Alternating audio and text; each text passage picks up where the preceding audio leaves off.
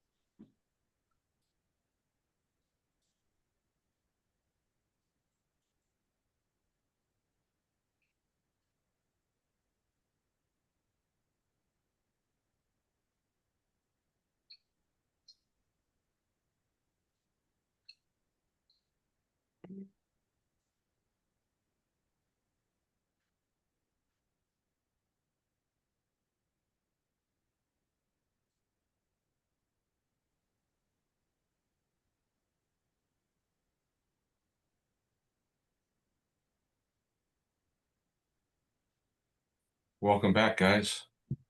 Good morning. Morning Morning, John. Happy Veterans Day. to you as well. Morning, Diana. How are you? I'm good. Thanks. Thanks, John. How are you doing? I'm doing well.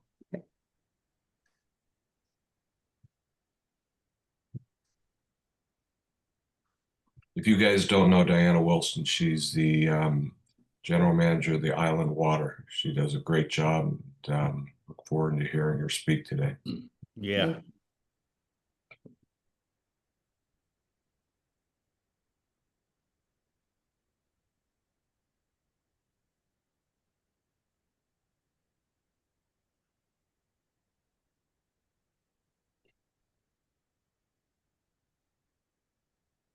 Two minutes to 9, at 9 o'clock, we'll start the meeting.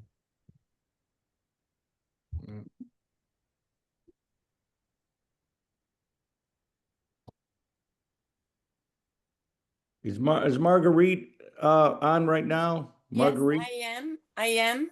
Hey, Marguerite, John. Hey, could I have do you mind if I call you? Can I have your phone number? Oh, absolutely. Is this in regards to Kevin? Yes. Yes. So I spoke to Kat Apple, the performer, who was also very good friends, and she loves the idea, but she feels if we invite Kevin, we would also have to invite his brother Daryl. And then she suggested another person who was a long time. Can we discuss this later, please? Yes. Yeah. Open a can of worms, huh? No, no. It's all good. We'll talk later. We'll discuss this later.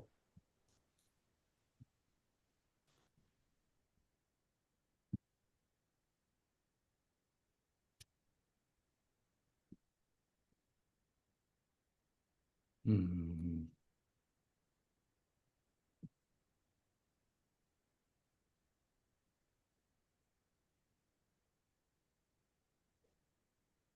I'm watching the clock change.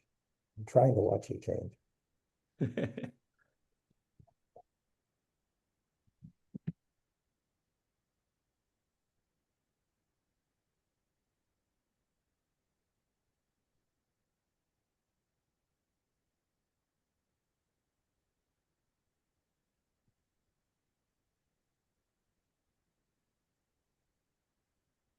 Okay, it's 9 o'clock, and I'd like to welcome everyone to the November meeting of the Captiva Community Panel.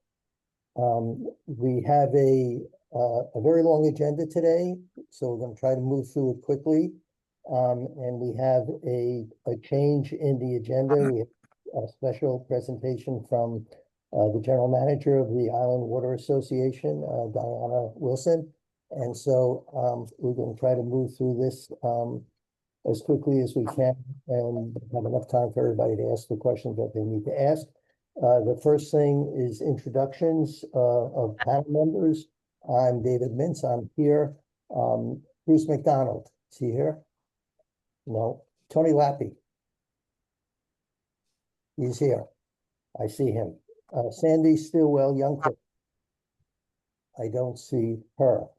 Margaret Ty Neville. I'm here. He's there. Ken Suarez. I saw him. Yes. John Wade. I saw him. He's Here. here. Thank you, John. Michael Bennett.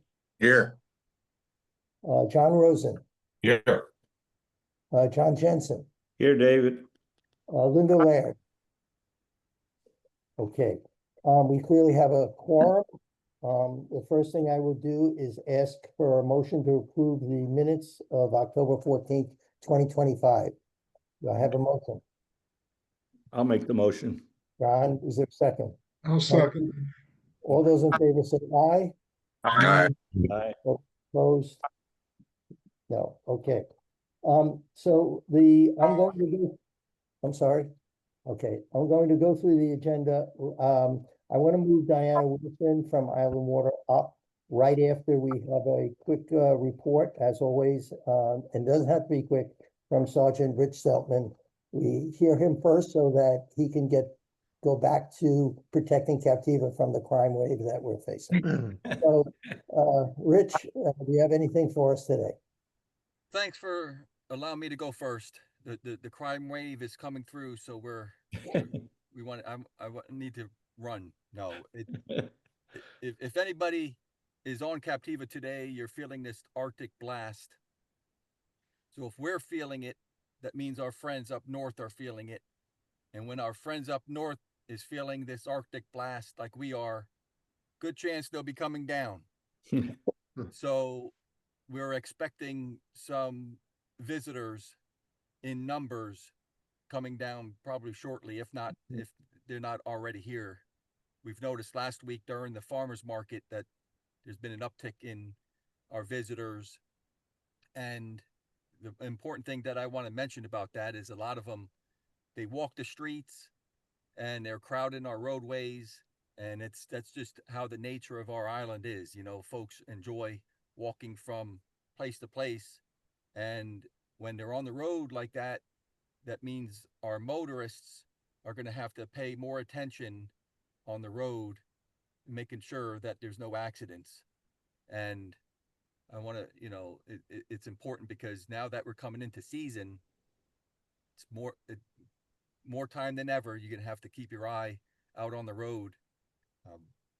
Just so you know, we received brand new state-of-the-art radar equipment, speed measuring systems for our cars, so that make sure you pay attention not only on the road but on your speed, because I'm going to show you a visual aid here that just so your viewers know, don't speed on Captiva. That's just the best way I could put it. You know, we not only have our radars in our cars, we also have brand new state-of-the-art laser. So if you're driving down the road on Captiva Drive or in the village or somewhere, and you look over and you see somebody in green uniform holding something up like this, it's probably too late. You know, you might be getting pulled over and getting some type of paper, and you're not going to be happy. But we're going to do that because we want to make sure that this island's safe. You know, just the moral of the whole thing is you make sure that you don't speed, keep the eyes on the road, and understand that more people are coming down. So, you know, that's our message for this meeting. Okay, are there any questions for Sergeant Zeltman? Sandy Stillwell Youngcook has joined us. Hi, Sandy. Good morning. Okay, any questions for Sergeant Zeltman? Okay, thank you, Sergeant. And we hope you don't see that piece of equipment. Yeah. Okay, so the next thing on the agenda is we inserted the Island Water Association into the agenda because they have some new information for the community. And the Captiva Community Panel always tries to be an arm of communication for people to know what's going on. I know there'll be other meetings about this, but we thought it was important that the community and the panel in particular hear from Island Water and from General Manager as quickly as possible. So Diana, please take it from here. And I know John Rosen wants to say something about this. But also, Diana, if you need to share screen. I Ken, will.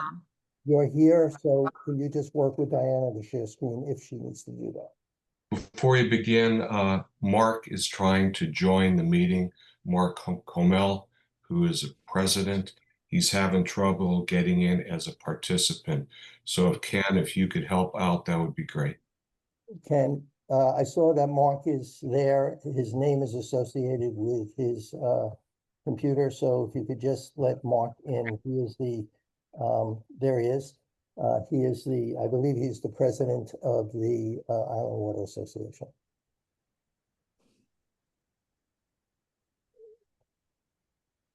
Okay, Diana, it's all yours. Very good. Thank you. And as I just want to confirm that everybody is able to see the slide deck. Yes. Okay, very good. Thank you. I want to express my appreciation to the panel for adding Island Water to the agenda so quickly. We do appreciate that and want to take an opportunity when we can to update our membership on important things that are happening. We do have some updates to make regarding proposed rate and fee adjustments. We have engaged Riftelis Financial to assist us in looking at our water revenue sufficiency.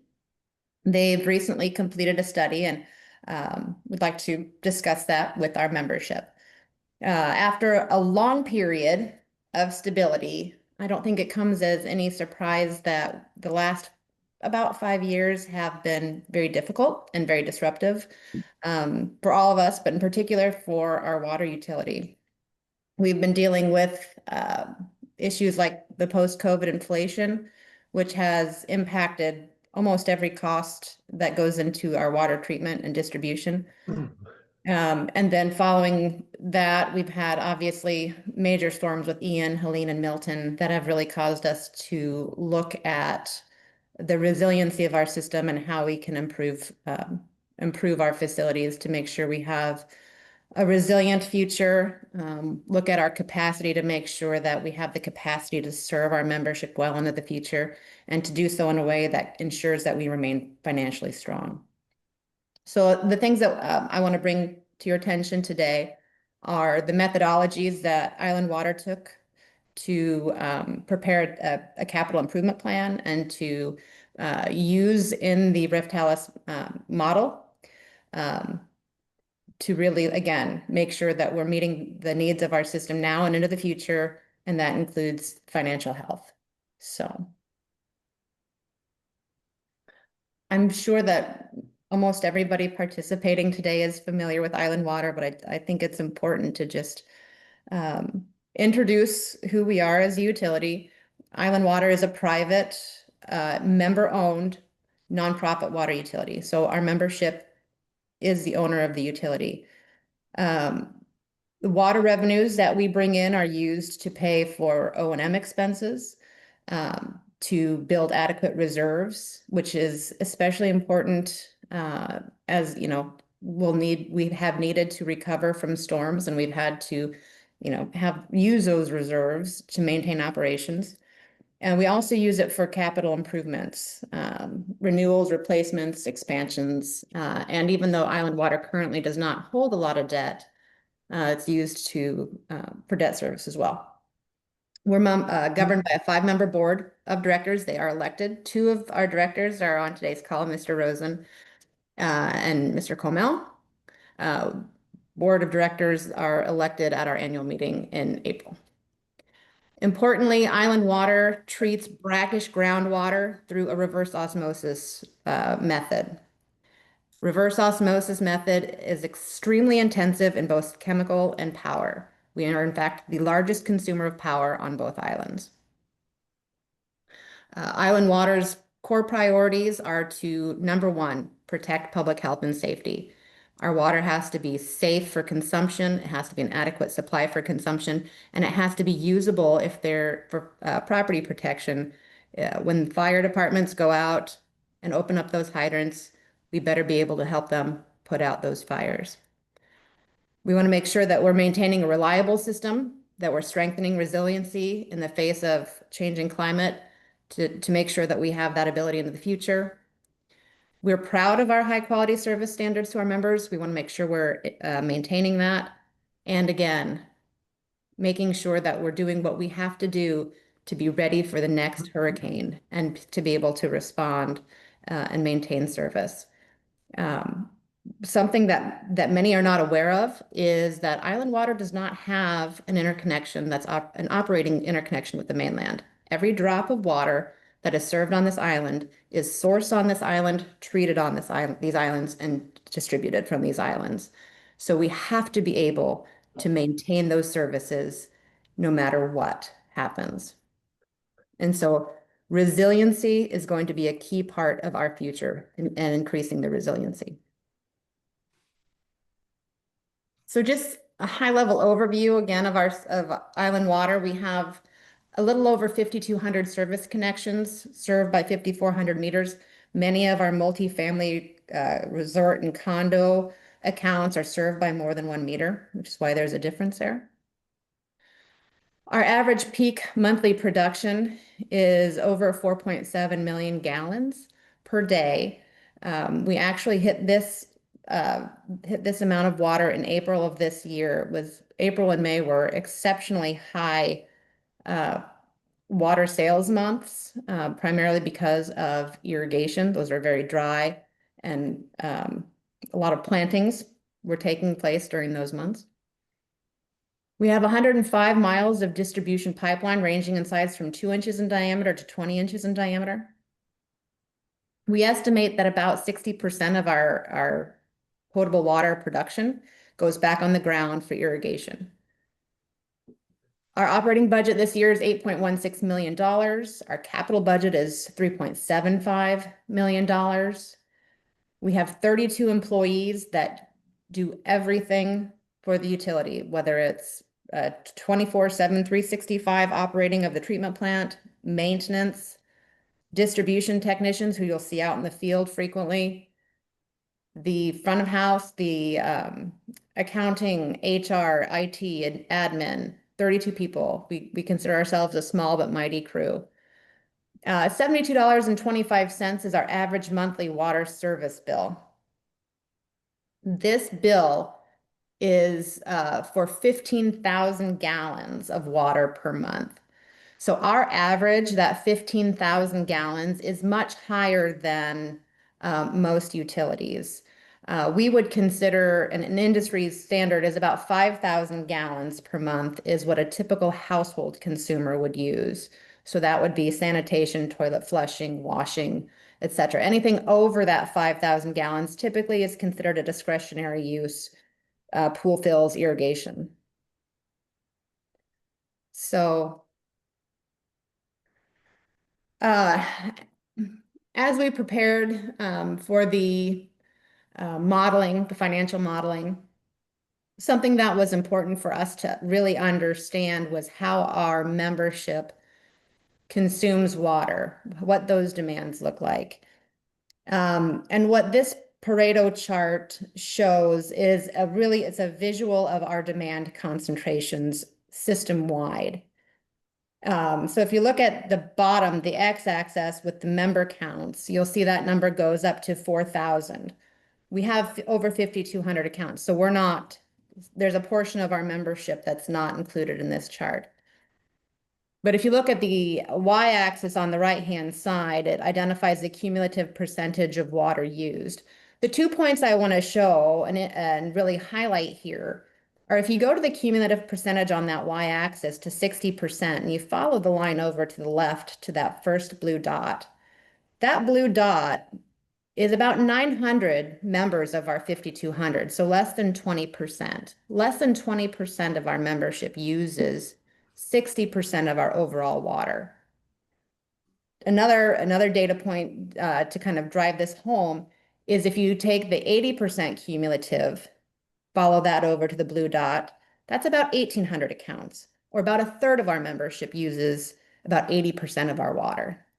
So really a small number, basically a small percentage of our membership uses the bulk of our water. And of course, within that small percentage is multifamily, it's condo, it's resort, but single family irrigators make up, they're well represented in that total as well.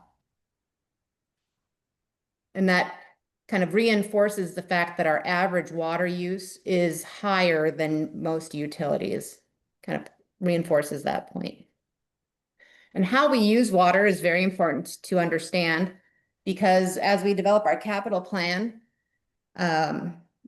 understanding where we have to make investments to support capacity is a major driver. So, but we have an unpredictable future. It's difficult to understand right now where our future water demands are going. Back in 2020, Island Water commissioned a study with Black & Veatch engineers, and that was for a comprehensive water system master plan. And a big part of that master plan, one of the foundational elements, was to project future demands and plan for that level of service. In 2020, we had the benefit of a very stable history. So we went back 10 years, and each year that we looked at formed a very linear projection of a trend that we followed into the future. So we forecasted from basically a straight line of history. Very, very lovely way to do that when it works. In 2020, between COVID, between Ian, Helene, and Milton, that straight line does not exist. The predictability, unfortunately, is no longer there. And so we have to plan for a future without a predictable pattern forward. And so the method we've used to do that is, instead of using a linear trend, is we've used probability curves. And basically what that has done is it's given us several futures to choose from, which creates an envelope or a range of demands that we'll have to meet in the future. Some of the things that that are unpredictable are the fact that not knowing how the rebuilding and redevelopment on the islands is going to go. We have seen, rather anecdotally, that houses are being reconstructed bigger. We've seen that irrigation systems are being installed as these properties come back. So that's an unknown, but we think it's a potential future. We are seeing replanting of vegetation and turf. It does seem that the density of that vegetation is getting heavier, more dense, native and non-native, depending on the property. One of the things that we're still investigating, but there are a number of private irrigation wells on both islands, and the use of those is unclear. But what is clear is that over time, those private irrigation wells are increasing in salinity. And there will be a point in the future where those private irrigation wells will likely not be usable. And the property owners will be looking to potable water, either to dilute those private irrigation wells or to fully support irrigation at some point in the future. So we have this range of, maybe looking forward, we go back to the pre-COVID, pre-Ian straight line, nice trajectory. Or maybe we have a future where private irrigation wells are salting out, and increased density and lush vegetation skyrockets our demands. And because of the nature of infrastructure, we have to be prepared to meet any of those outcomes, which is definitely a challenge. So this chart represents the outcome of our developed probability curves. The blue line is that P10, that if we went back to that Black and Veatch study from 2020 and we extended that straight line out, what would that future look like? The green line is that P90 curve, where if our private irrigation wells that are currently in use salt out, and those property owners turn to potable irrigation, if unit density increases significantly, what does that future look like? And that middle orange line represents if we had a crystal ball and we had to kind of define what we think our future is going to be, it would be that P50 probability curve. So again, we've established an envelope of potential demands. We've prepared a capital improvement plan that allows us to modify projects, move them up or forward or back to meet whichever future we end up experiencing. But what I want to highlight on this slide is that even though we projected out to 2045, we prepared a capital improvement plan for a 10-year horizon.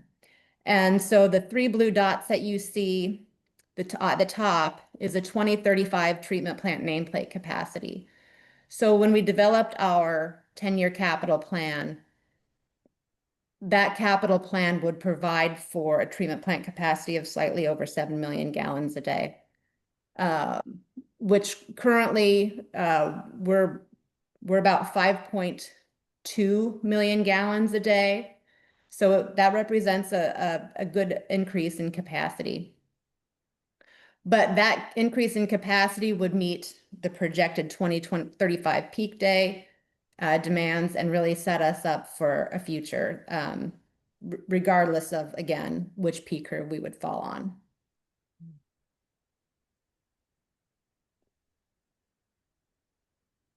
So the two things that if there's nothing else taken away from the inputs into the capital plan, the two things that we're concentrating on are the resiliency of our system to prepare for storms and capacity.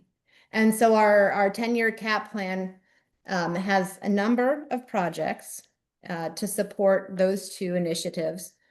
The first project that's actually currently in design at the 10% level right now is that we're transitioning to a treatment method that has improved options for chemical transport. This is a critical resiliency project that we're doing.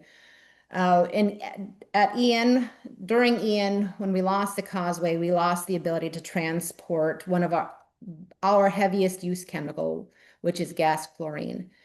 Had the causeway not come back at the rapid pace it did, we would not have been able to continue production of water. So the lesson learned there was we need to move to an industry standard treatment methodology that gives us many opportunities and options for chemical transport. That project is currently underway. Another major resiliency project is an upgrade to the electrical systems at our treatment plant. We have numerous single points of failure. Those were highlighted during Ian, and it's something that must be remedied.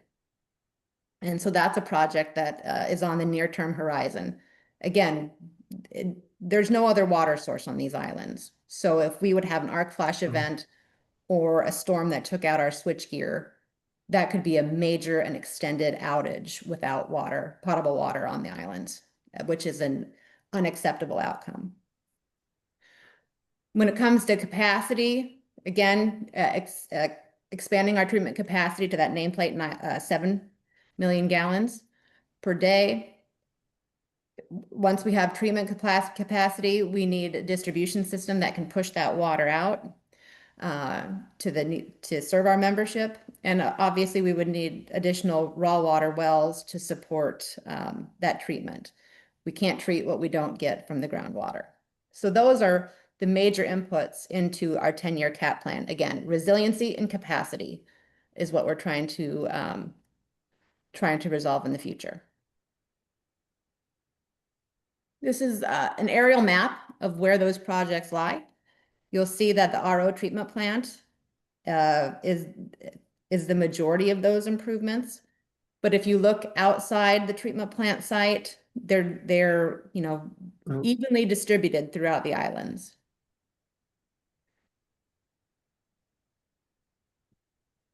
So we're not just looking at rate revenues for financially supporting and funding these projects. Although it is a portion of that. We are looking at state and federal grants and low interest loans.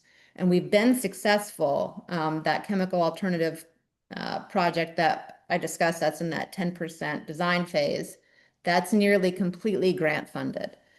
We have a number of applications currently outstanding, and we're awaiting the results of whether we're awarded those. But we're choosing, or we're working on multiple approaches to funding these projects, not just rate revenues. And in fact, several of those applications we'll be hearing about soon, and those are for the electrical system improvements, and then a number of transmission resiliency upgrades to Captiva, including a redundant connection across or under blind pass. So one of the resiliency issues that we know and have seen is that the sole connection of water to Captiva is an aerial bridge crossing on blind pass. We've had sailboats hit that pipe. We've had multiple storm surge events on that pipe. It's an at-risk link, and that's the only service to Captiva. So part of what we're searching for funding for, and what's a critical and near-term project in this capital plan, is a redundant crossing on Blind Pass to ensure that water service is always available to Captiva Island. And so the outcome from Riftalis, the proposed rate adjustments are shown in this chart, shown at 5 different levels of monthly billing. Again, that 5,000 gallon domestic consumer, all the way up to the average bill consumed of 15,000 gallons per month. Riftalis, the model suggests a 21% increase in 26, 27, and 28. The 21% is a large percentage number, but I'd like everybody to look at the change in bill amount. Although the percentage is high, it's a very modest amount in the change in bill. For instance, a domestic consumer in 2026 would experience a $6.20 increase in their monthly bill. So reflects a pretty modest increase overall. And I think it's also important to compare to how we sit regionally. So this would be a chart of how we compare with other Southwest water utilities and the utility averages. So right now, Island Water existing $29.50 for a 5,000 gallon per month bill. We are at the low end of the regional rates. And even after the 2026 adjustment, we remain at the low end of the rate comparison chart. And the same applies if we look at the average consumption bill of 15,000 gallons. Currently, that bill is $72.25. The utility average is $133.19. So our 2026 increase would get us to $87.44, well below the average. And that would continue to be the same, over the next 2 years of increases as well. So I think it's important to look at how we compare to others, and we're still doing quite well and a great value even after these adjustments.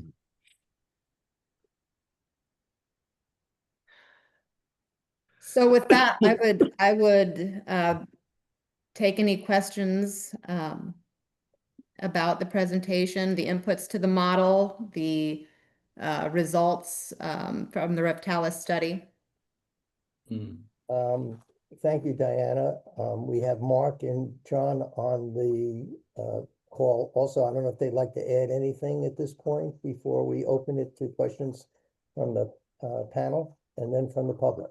Yeah, I just one comment. I want to say that this has been in the works for a better part of 6 to 8 months. The whole capital program involved the key leadership of Diana's organization, all the O&M people that have been keeping this operation running for the last many years. And the level of expertise in that group is just phenomenal. And I had the great pleasure of sitting in on those meetings as we developed the capital program and watching that happen. So there's a lot of experience and knowledge behind what's been put together here. I think it's a very solid program. The second thing I'd like to mention, which I think Diana mentioned earlier, is that this is the first rate increase in 16 years. And so again, it points to how judicious this organization is in terms of the members' money. So I think with that, I'll let it open up to questions. Okay. Are there any questions from the panel? Tony? First of all, great presentation. I mean, this was very eye-opening and I thought it was well put together. One question that wasn't brought up, because it seems like irrigation is a big thing. How much is Sanibel expanding their use of reclaimed water for irrigation? And will that have an effect going forward? Excellent question. And in fact, it's one we've discussed with the Sanibel city manager and recently. The issue that we have or had with the current system is that it's a feast or famine. When there's additional capacity in the system is when it's not necessary. Additional capacity is usually in the reclaim system when it's raining. So there's a finite amount of capacity in the reclaim system, and they just don't have enough to expand the system currently. So unfortunately, it doesn't seem to be a viable solution at this point. The only thing I was thinking of, in terms of occupancy on the island and the amount of going through the plant in our quote high season here, when we have high capacities, wouldn't that push a lot of water through the system? It would. I mean, the more water that gets put down the drain, the more that would go, be available for reclaim. But at this point, there's not enough of that additional capacity to warrant extension of the lines. Tony, this is Mark. Keep in mind that when you start with the total volume, only 40% of that is being used for in an area where it could be captured by that system, right? 60% of it goes into the ground as irrigation. I understand. Okay. Yeah. It has been discussed. It's at this point, it's not a viable solution to the irrigation I think issue. it's going to cut back, but I was just thinking future. That's all. Thank you. Yeah. Linda, do you have a question? Yes. First, I'd like to thank you for a superb presentation and wonderful data and wonderful presentation. I have two questions about sort of reliability. When you're talking about having a second pipe into Captiva, where do you have ideas on where you would put that? Yes, so the idea for the redundant connection would actually be a directional drill under Blind Pass.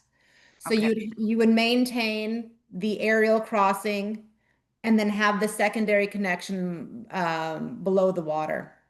Great. I was hoping you weren't going to say two on the bridge. No. And next, you're the biggest utilizer of energy on the island. Correct. Do you use any solar now, and do you have plans to use solar in the future as, again, both from an environmental standpoint, but also from a resiliency standpoint when we lose power? So we are looking at alternatives. It's not a solution for the treatment process itself, just because of the amount of energy required. However, for facilities like the administrative or the maintenance offices, we're actually a stakeholder with the city of Sanibel. Was recently awarded an energy resiliency study grant. We're a stakeholder in that group, and we'll be participating to see what options could exist for those areas that could be part of our energy solution. Unfortunately, the RO process itself is just too energy intensive to consider solar. Thank you. Mhm. Okay. Are there any other questions? Ken, do you have a question for Diana? You're on mute. Ken. Sorry. Diana, the biggest complaint that we hear regularly on Captiva is water pressure. Mhm. It's a huge problem. I'm sure you've heard it all before. Yes. And the question that's come up with the owners inside of South Seas is, how is the new development proposed by Timbers Resorts going to affect that? And can anything be done to help? And also, other question is, will supply be an issue if their proposed developments get approved? Great questions. So Ken, yes, water pressure at the north end of Captiva is lower than we would like it to be. There's several reasons why that's true. As you're aware, there's a 1 million gallon storage tank that sits within the South Seas complex. The issues that we have are primarily driven by irrigation, because a few things. We take water out of the tank every evening to support the irrigation demands throughout Captiva. I do want to say we've done some heat analysis of where water is heavily used in our system. And the location of our treatment plant, I think everybody is pretty well aware. It's centrally located within the service territory across the road from the Ding Darling main entrance. The two highest areas of usage in our system are the east end of the island near Lighthouse, and unsurprisingly, I'm sure, is along Captiva Drive, our two hotspots. So one of the reasons we have low pressure in the South Seas area is because we are trying to refill the tanks during the day to prepare for the next night's irrigation consumption.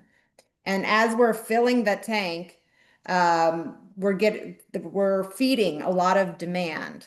So by the time the pressure gets, or the water gets to your area, we're filling a tank, we're feeding Captiva Drive and everybody leading up to there. So we're feeding, many demands. And unfortunately, the reserve pressure is what we have. We have plans. This is not our long-term future. Outlined in, and I'll go back to, am I still sharing? Yes. Oh. So the project applications include, if we look at this slide, so we have the RO plant electrical. We have the Captiva Island transmission resiliency upgrades. So we have that blind pass crossing for redundancy. We have hydraulic improvements within South Seas. Part of the reason we have the low pressure is we're trying to feed that tank off of an existing 8-inch line. It's an undersized line. We've known that for some time. So this project would take care of that issue, allow us to feed the tank and feed the demands at the same time. And then we have the Captiva Drive water main upgrade, because again, Captiva Drive is a very irrigation concentrated area. And so we need to be able to push the water up north to that tank at the same time as supplying the demands of the irrigation. So again, we just have a lot of use on a single line, and low pressure is the outcome at that northern end. But we have plans, Ken. We do. Okay, are there other questions? Okay, hold on, didn't finish. How is the future development or the possible future development of the resort going to affect, again, pressure and supply? So the hydraulic improvements that you see in this list take care of not just, so want to make sure it's clear. South Seas, regardless of the future of the South Seas expansion, it makes up a very small percentage of the overall system demands. And the increased, the demands that we're seeing that are stressing the system are these irrigation demands. And so when it comes to the capacity of the system in terms of treatment source supply, our future projections take into account all of those outcomes, whether or not South Seas demands increase with units or not, the irrigation increase or not. So all of those are taken into account by that 7.09 million gallons per day treatment capacity. We've handled that in our planning. And the same with these water transmission improvements. So all of those potential outcomes are factored in, and we'll be prepared for those. Diana, this is Mark. Can I just, those P10, 50, 90 curves that Diana showed, the P90 will include everything South Seas has, whether approved or not, proposed. And also we started to think about, well, what happens with Rauschenberg and so forth. So if we've done our job right in 2035, whatever the usage is, it'll be somewhere between the P10 and P90 curves.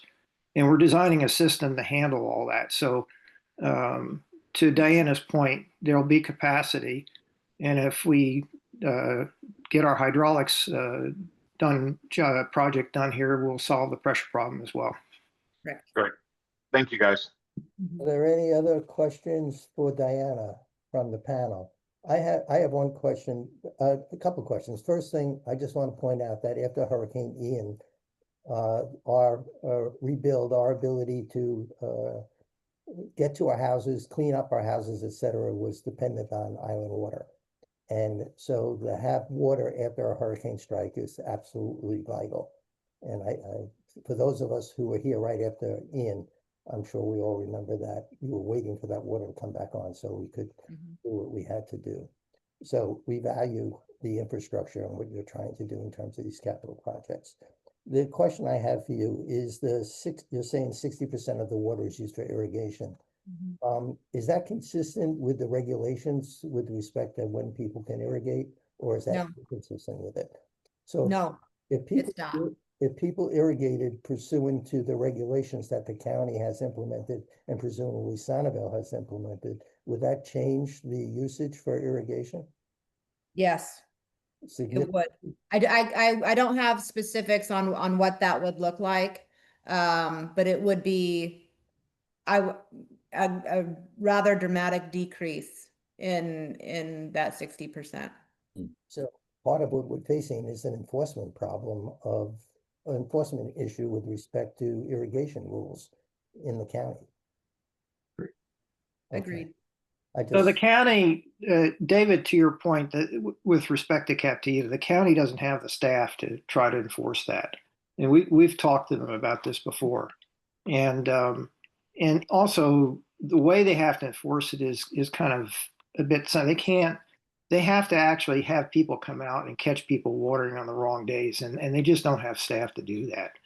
And even the city of Sanibel is challenged to be able to do that sort of thing. So I really think probably going forward, the best way is to have a conversation with the community and say, what can we do about this, rather than rely on enforcement to make it happen, you know?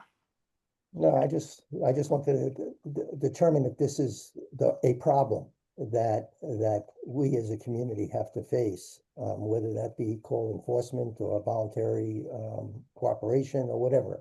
Well, it's multi-layered. It's tricky. This is not a one solution thing of we have to enforce. You know, when everybody builds back their houses, they build back a little bigger, extra bathroom here, a few more amenities, and that adds up. When the landscapers put in a brand new irrigation system, typically it's denser heads, more overlap, and even if they're watering on their days, they're just using more water. And so these are just a couple of examples. There's more. It's a multi-layered problem, and we're going to have to thoroughly understand and figure out how to address it. But at the end of the day, I think the simplest thing is to start a conversation with the residents. Okay.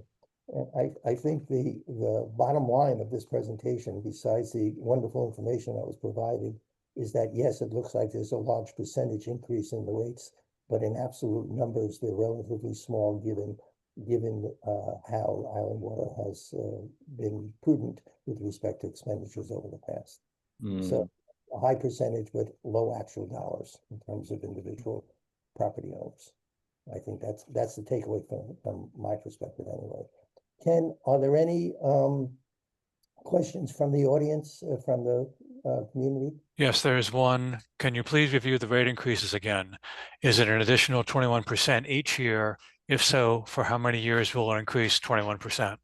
Yes. So I'm brought back up those proposed rate adjustments. It is each year. So at 21% in 26, 27, and 28. The dollar outcomes are listed for those various bill amounts, but they would be cumulative over those 3 years.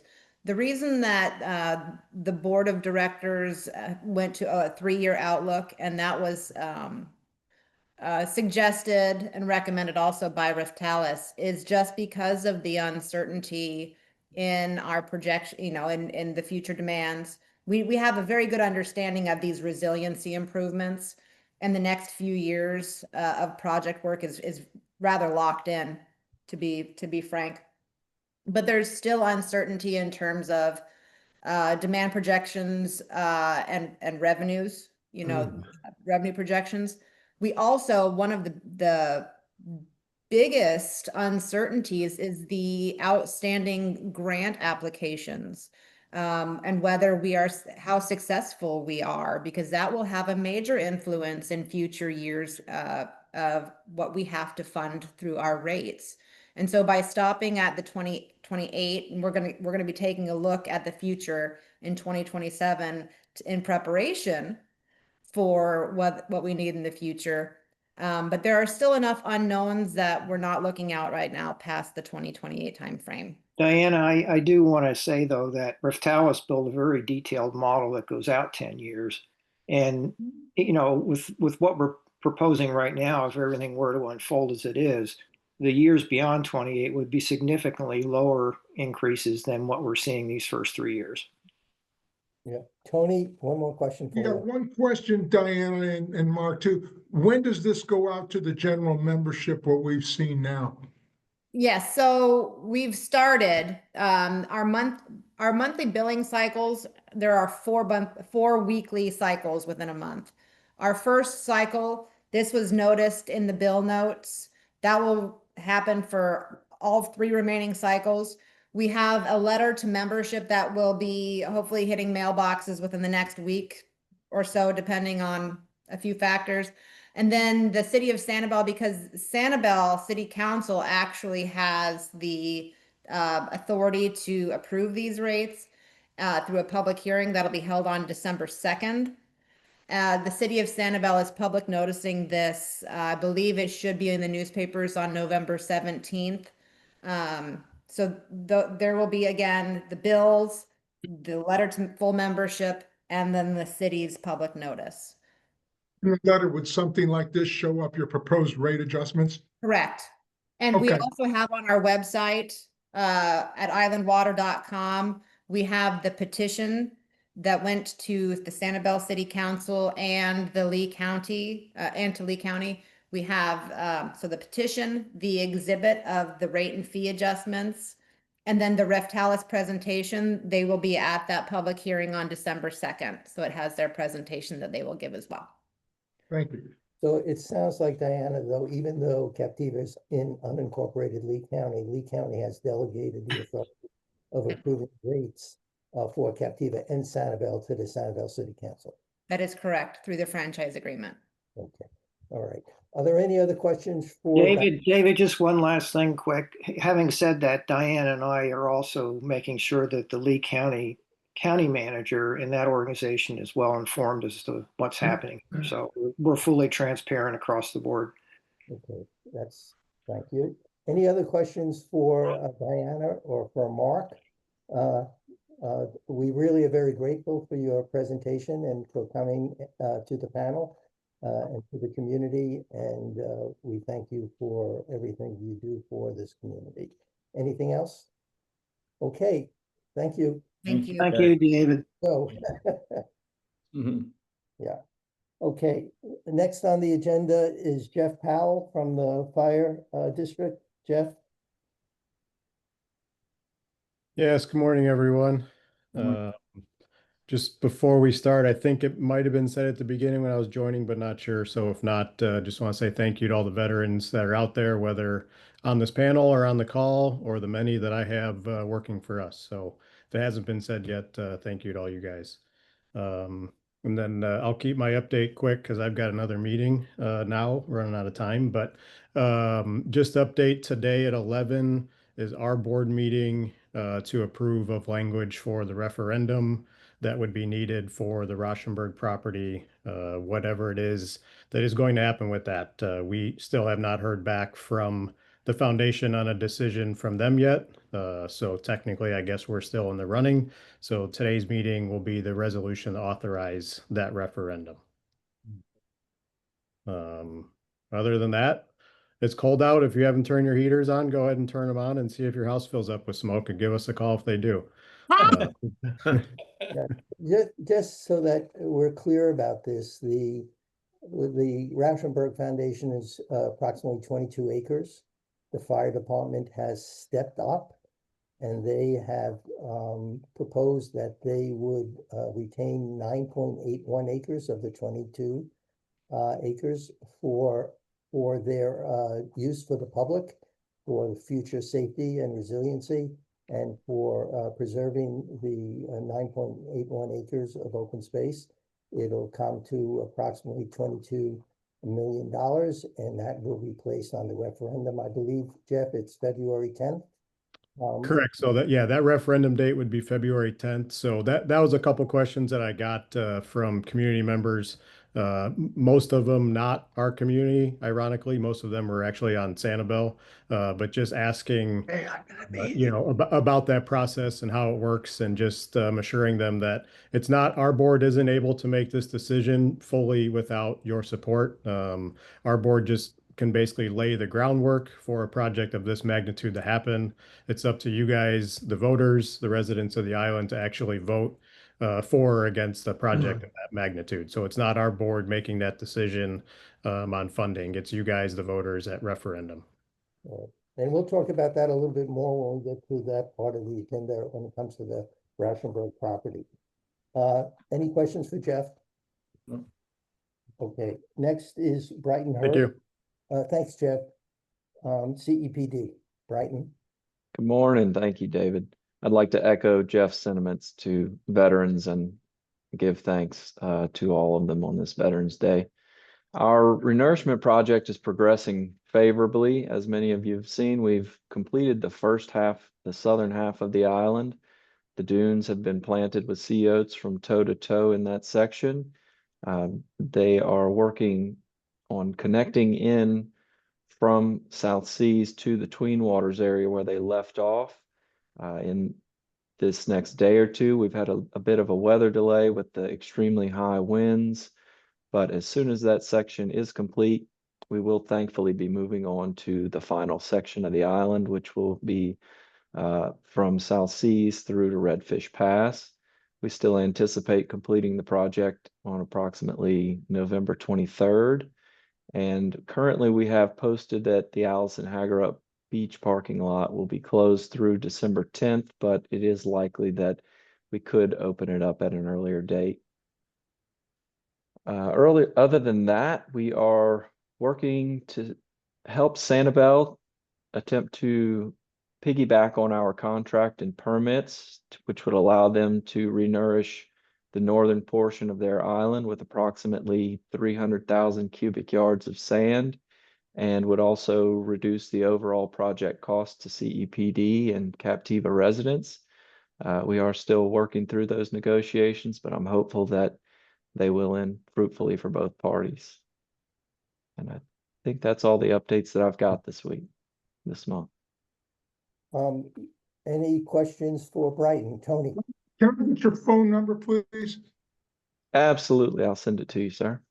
Okay, thank you. Any other questions for Brighton? John? Brighton. Yes, sir. For people, I haven't walked the whole beach, but to get over the dunes, is there going to be, and I know there's sea oats on top of the dunes, is there going to be designated pathways to go over the dunes? There are, yes, sir. There will be the planters are leaving gaps at angled pathways for the walkways from residences, and there will be larger openings at all of the public entrances, and those will also be protected with ropes and bollards and signage, and we'll be looking at our options over the next couple of weeks for exactly to what extents we want to go with the ropes and bollards and what our signage looks like for the keep off the dunes signs. Okay. So is each house on the beach going to have a walkway over, or would they have to walk down to Correct. No, if they had an established walkway, there will be a path left, which will essentially be a gap in the sea oats. Okay. Thanks, Bright. No problem. Are there any other questions from panel members for Brighton? If not, Ken, are there any questions from the public? No. Okay, I have two things. First is that obviously there's been some discussion over the height of the dunes and whether they were consistent with previous heights. I would just say this is not, obviously it's not the forum because nobody's raised that issue, but if people have questions about the heights of the dunes, the appropriate place to do that is at a CEPD meeting. They have workshops and they have regular meetings, and I encourage people that have concerns about that to discuss it with CEPD and their engineers and their board at those meetings. The purpose of these meetings is to get a report, and we appreciate the reports that come from Brighton and John Wade when it's appropriate. Second thing, just on Sanibel, obviously, if storm surge knocks out the area in Captiva before it gets to the Blind Pass Bridge, nobody can get to Captiva. So obviously that is a very important area that has to be made resilient. And I know I don't know what the details are that you're trying to work out with Sanibel to get that, to piggyback on our beach renourishment. I would just encourage you as much as possible to work with Sanibel, because Sanibel has been extremely supportive of Captiva over the past couple of years with respect to the issues that we've been facing. And to the extent that we can help Sanibel in return for the assistance they gave us, I think that would be a very neighborly thing to do. I completely agree, and I've been fighting as hard as I can to make sure that it happens. Okay. Those are my two comments. Anything else for Brighton? Okay, thank you very much. Matt DePaulis is on vacation, so he won't be with us today. So we will move to the next thing on the agenda. We're running obviously a little late, but we'll try to catch up. Next thing is County Code Enforcement Update. Ken Goodham was very good to provide a draft of the various code provisions that are specific to Captiva. He has provided it to me for a first look, and I'm going to take a look at that to see if there are any edits that need to be made so that we can send out a summary of the specific code amendments on Captiva for future property owners and current property owners, so they know what the rules are for Captiva that are enveloped in the land development code and the plan. So hopefully by the next meeting, we'll have a draft for everybody to take a look at, and then we'll make that available to everybody on Captiva so they can see that. There are a lot of very specific code provisions that are very specific, only specific to Captiva, like beach chairs, like lighting, like signage. There are a number of things like that, and we want to make sure everybody's advised of that. Again, it goes back to Mark Comel's notion that we have community cooperation rather than enforcement And I think that's what we would do with these specific code provisions. The next thing on the agenda is the county South Seas redevelopment zoning and legal update. I will go through this quickly. As everybody knows, Judge Schenko has enforced the settlement agreement in the district court, in the circuit court, basically saying that South Seas is limited to 912 dwelling units. We've always taken the position that the dwelling units historically and under that settlement agreement and under the zoning approvals and under the ADD includes hotel units. In the motion to approve the summary judgment motion that CCA made, the judge basically stated that the settlement agreement incorporated the definition of dwelling units, basically, that was in the ADD and in the initial zoning approval, realized that in the settlement agreement, which in our view includes hotel units. And I think it's pretty indisputable that it includes hotel units.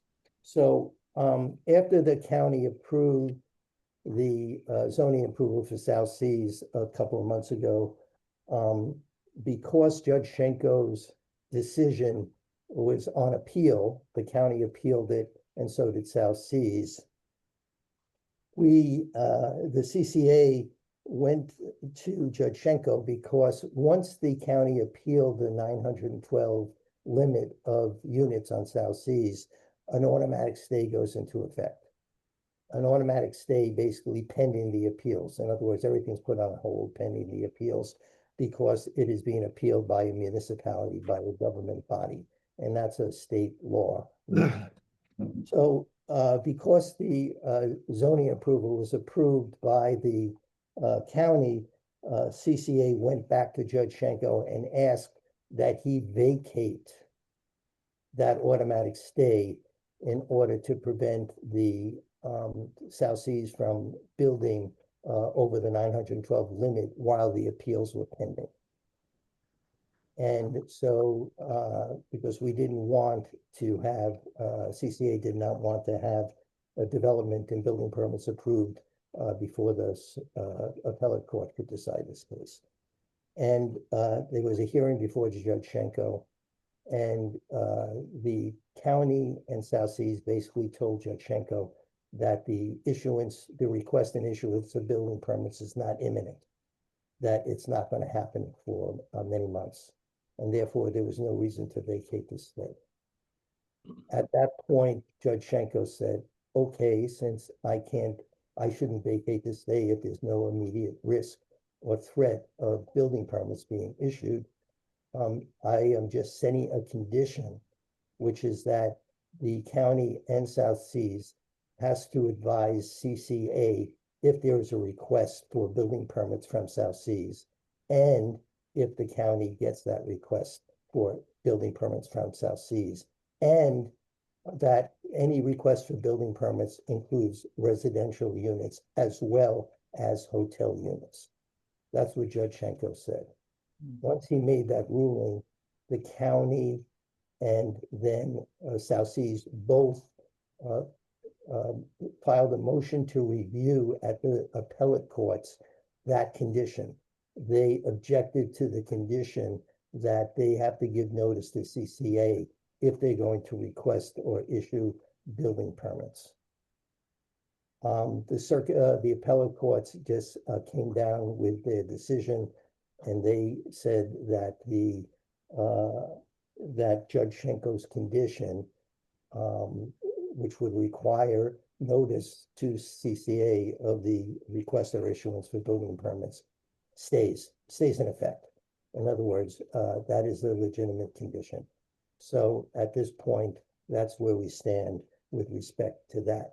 We are still waiting for the appellate court to advise the CCA and the community when there'll be oral arguments on that appeal. At this point, we don't know. The petition for writ, the challenge to the zoning approval itself which was filed by virtually all the associations at South Seas and by RLR and by the CCA and by the timeshares of South Seas. That petition for a writ has been filed. We're waiting for the court to issue an order to show cause to the county or South Seas as to why that petition should not, that writ of certiorari should not be enforced. What will happen, it's basically an appeal. We're appealing the decision of the county. The county will respond to that appeal, and then there will be arguments set up. The Dover appeal, the appeal of the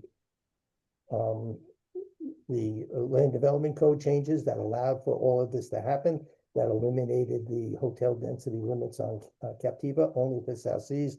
We're still waiting for oral argument to be scheduled in that appeal. As you know, South Seas has also sued CCA for claiming that dwelling units in the settlement agreement includes hotel units. That is CCA's position, is that the 912 includes hotel units, and it's always included hotel units. South Seas has sued CCA for making that statement, claiming that statement is not an accurate statement. That case has been assigned to Judge Rachel Lukanen, and the CCA has moved for that case to be transferred to Judge Schenko. Judge Lukanen is still deciding whether that case will be submitted to transfer to Judge Schenko or whether she will keep it. The CCA is okay either way. We think the lawsuit against the CCA is frivolous, and whether it goes to Judge Schenko or it's kept with Judge Lukanen, it's going to be, we believe, will be dismissed. So that's where we stand on all these complicated legal issues. So far, so good, as they say. And I will take any questions if anybody has any of them from the panel and then from the community. Anything from the panel? Yeah. Anything from the community, Ken? No. I don't. David? Yes. Jay Brown? Yes. David, can you hear me? I can hear you loud and clear. Okay, thanks. Are you able to give us any estimate at all as to when the Schenko case might be resolved, that appeal? Is it simply a situation? It could be 3 months from now, it could be 2 years from now. There's no way to. I think there is no way to know because it's in an appellate courts that is a fairly newly created appellate division in Lee County, divided off from Sarasota.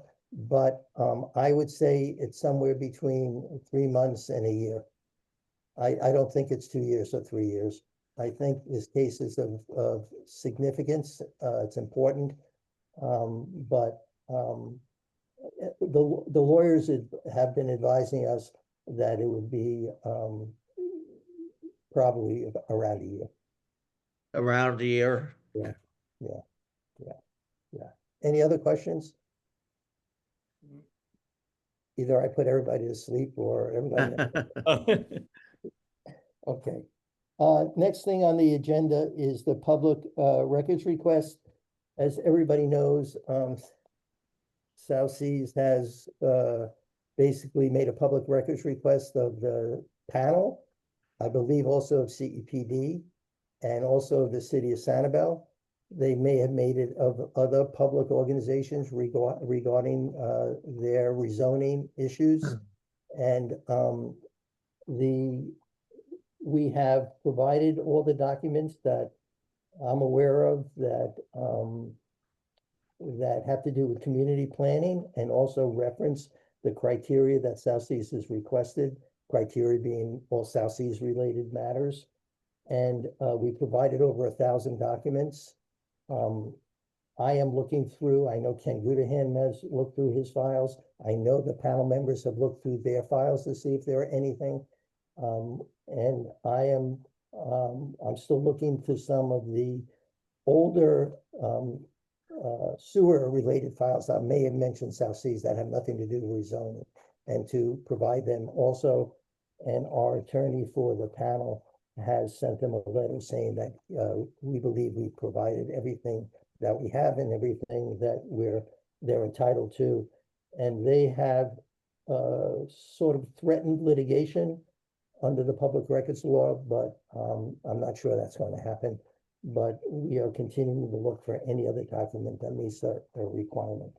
And that's where we are with that. Are there any questions? I don't know, did CEPD provide, is that resolved with CEPD in the public records request that they've made of CEPD? Do we know that?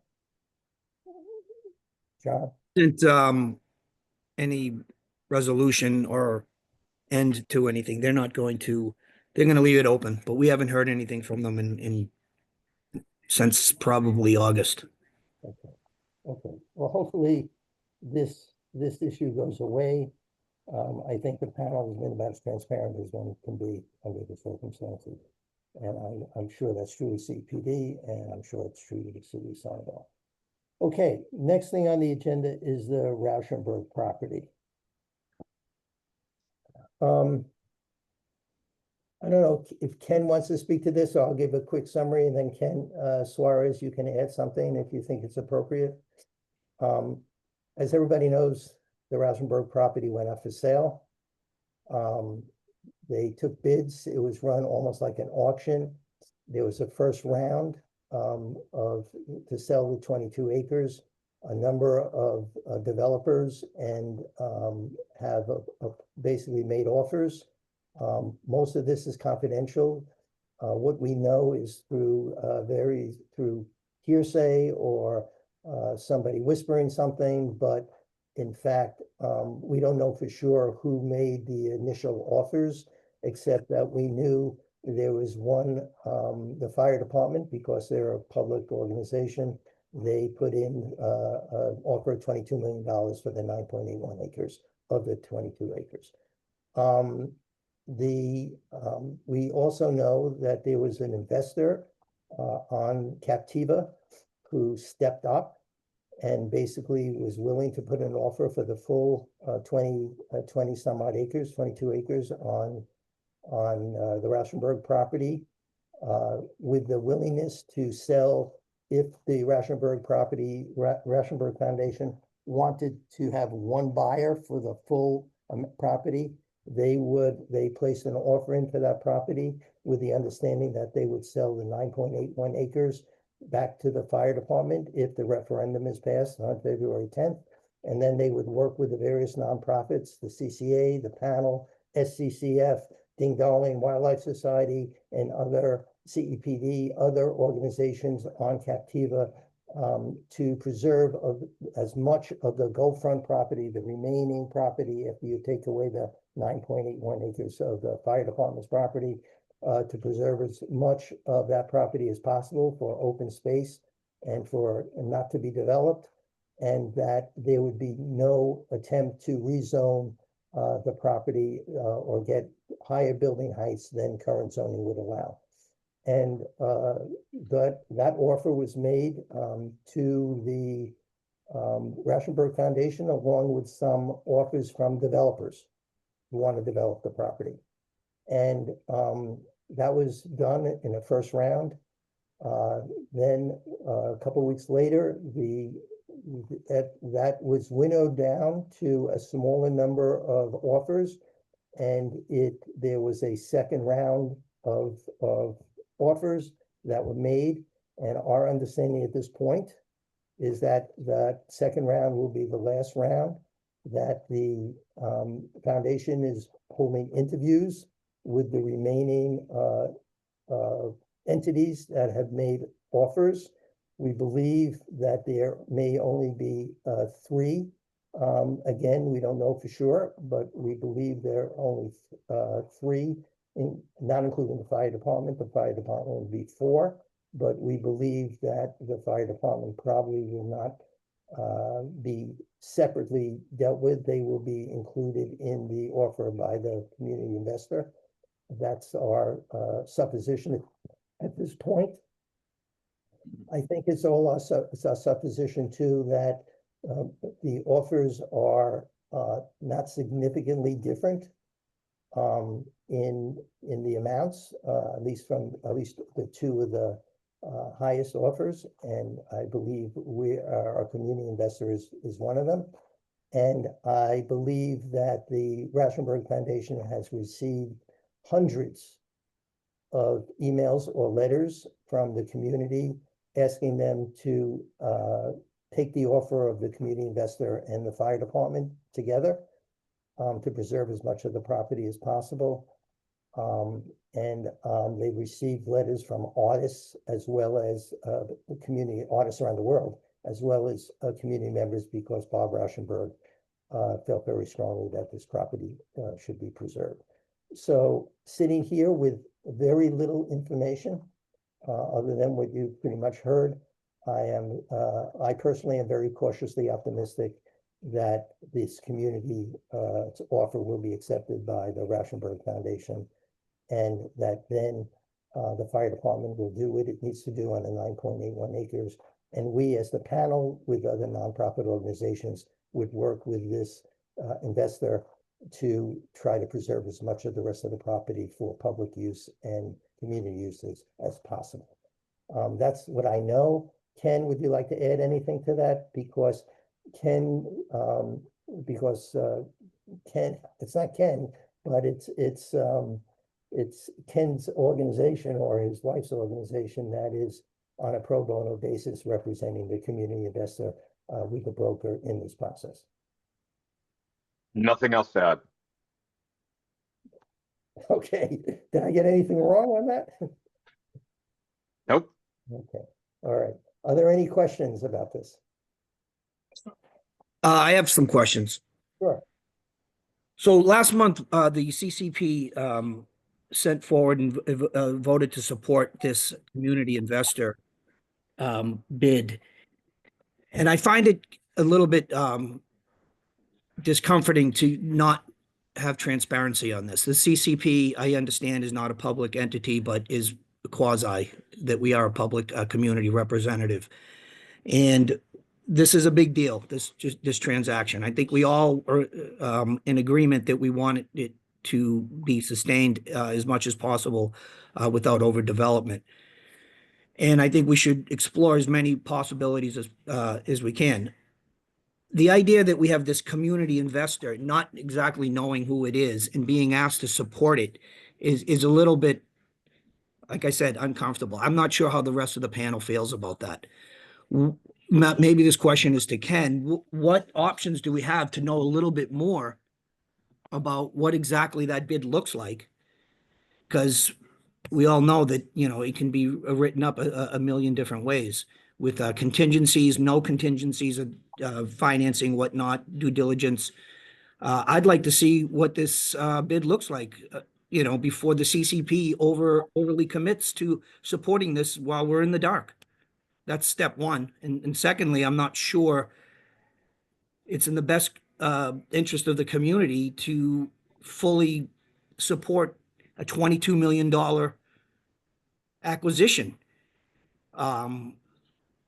And I just think that there needs to be a little bit more discussion about how this ends up. If the bid from the community investor is contingent upon the fire district's participation or it isn't, that would be good to know.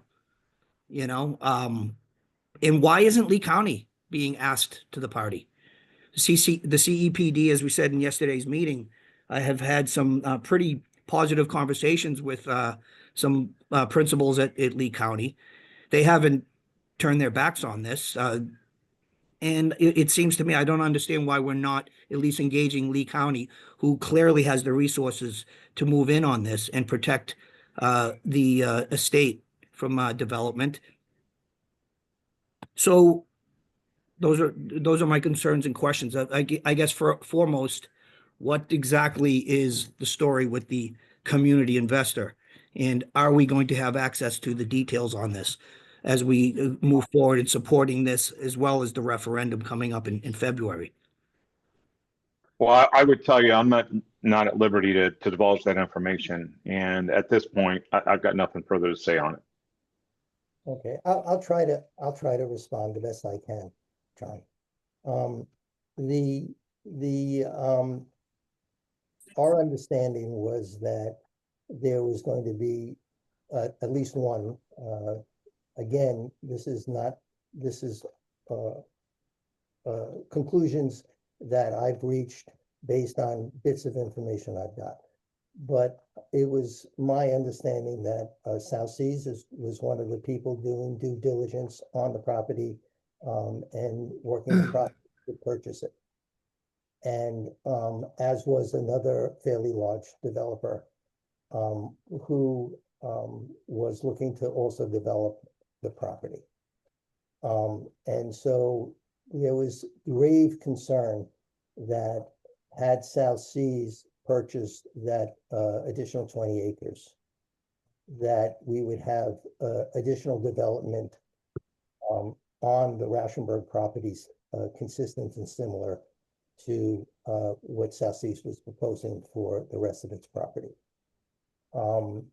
It would have been very easy to redefine the definition of South Seas under the Land Development Code to therefore have these 20 acres also to be exempt from the 3 hotel units per acre that applies to the rest of South Seas. And I think it was a fair assumption that this community as a whole and the panel, based on its history, did not want to see the Rauschenberg property developed.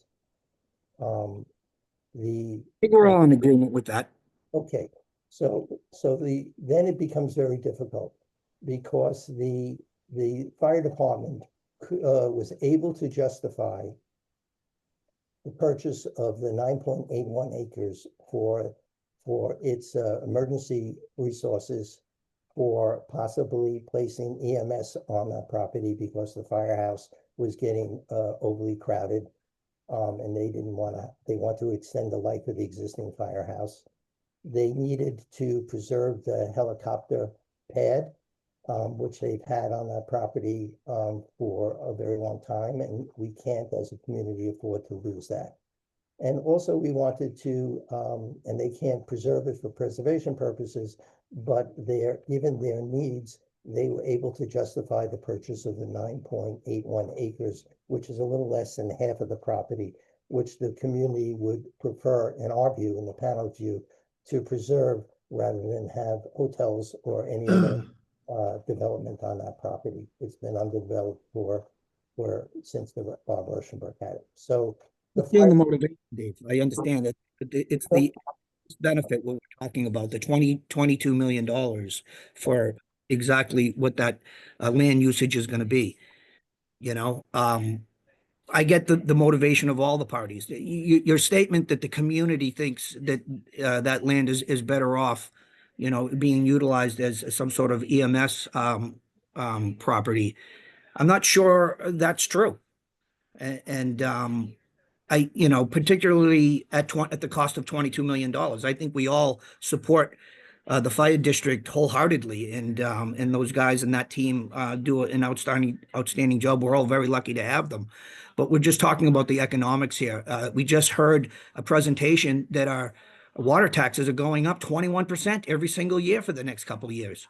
You know, the property taxes were never fairly adjusted, as far as I'm concerned, after Ian. And we all seen our taxes go up tremendously. This $22 million purchase is going to be a tremendous burden on the fire district tax millage rate, or whether it's done by assessment, I don't know. But putting all that aside, not knowing who this investor is and calling him the community investor as if somehow or another, and then attaching that he's going to work with local entities and whatnot. He's a developer. We don't know who he is. I heard that it was London Bay out of Naples, which is a very large developer who is, my understanding, developing the Ritz-Carlton in Naples. I think the community needs to know that before they go to referendum. Okay.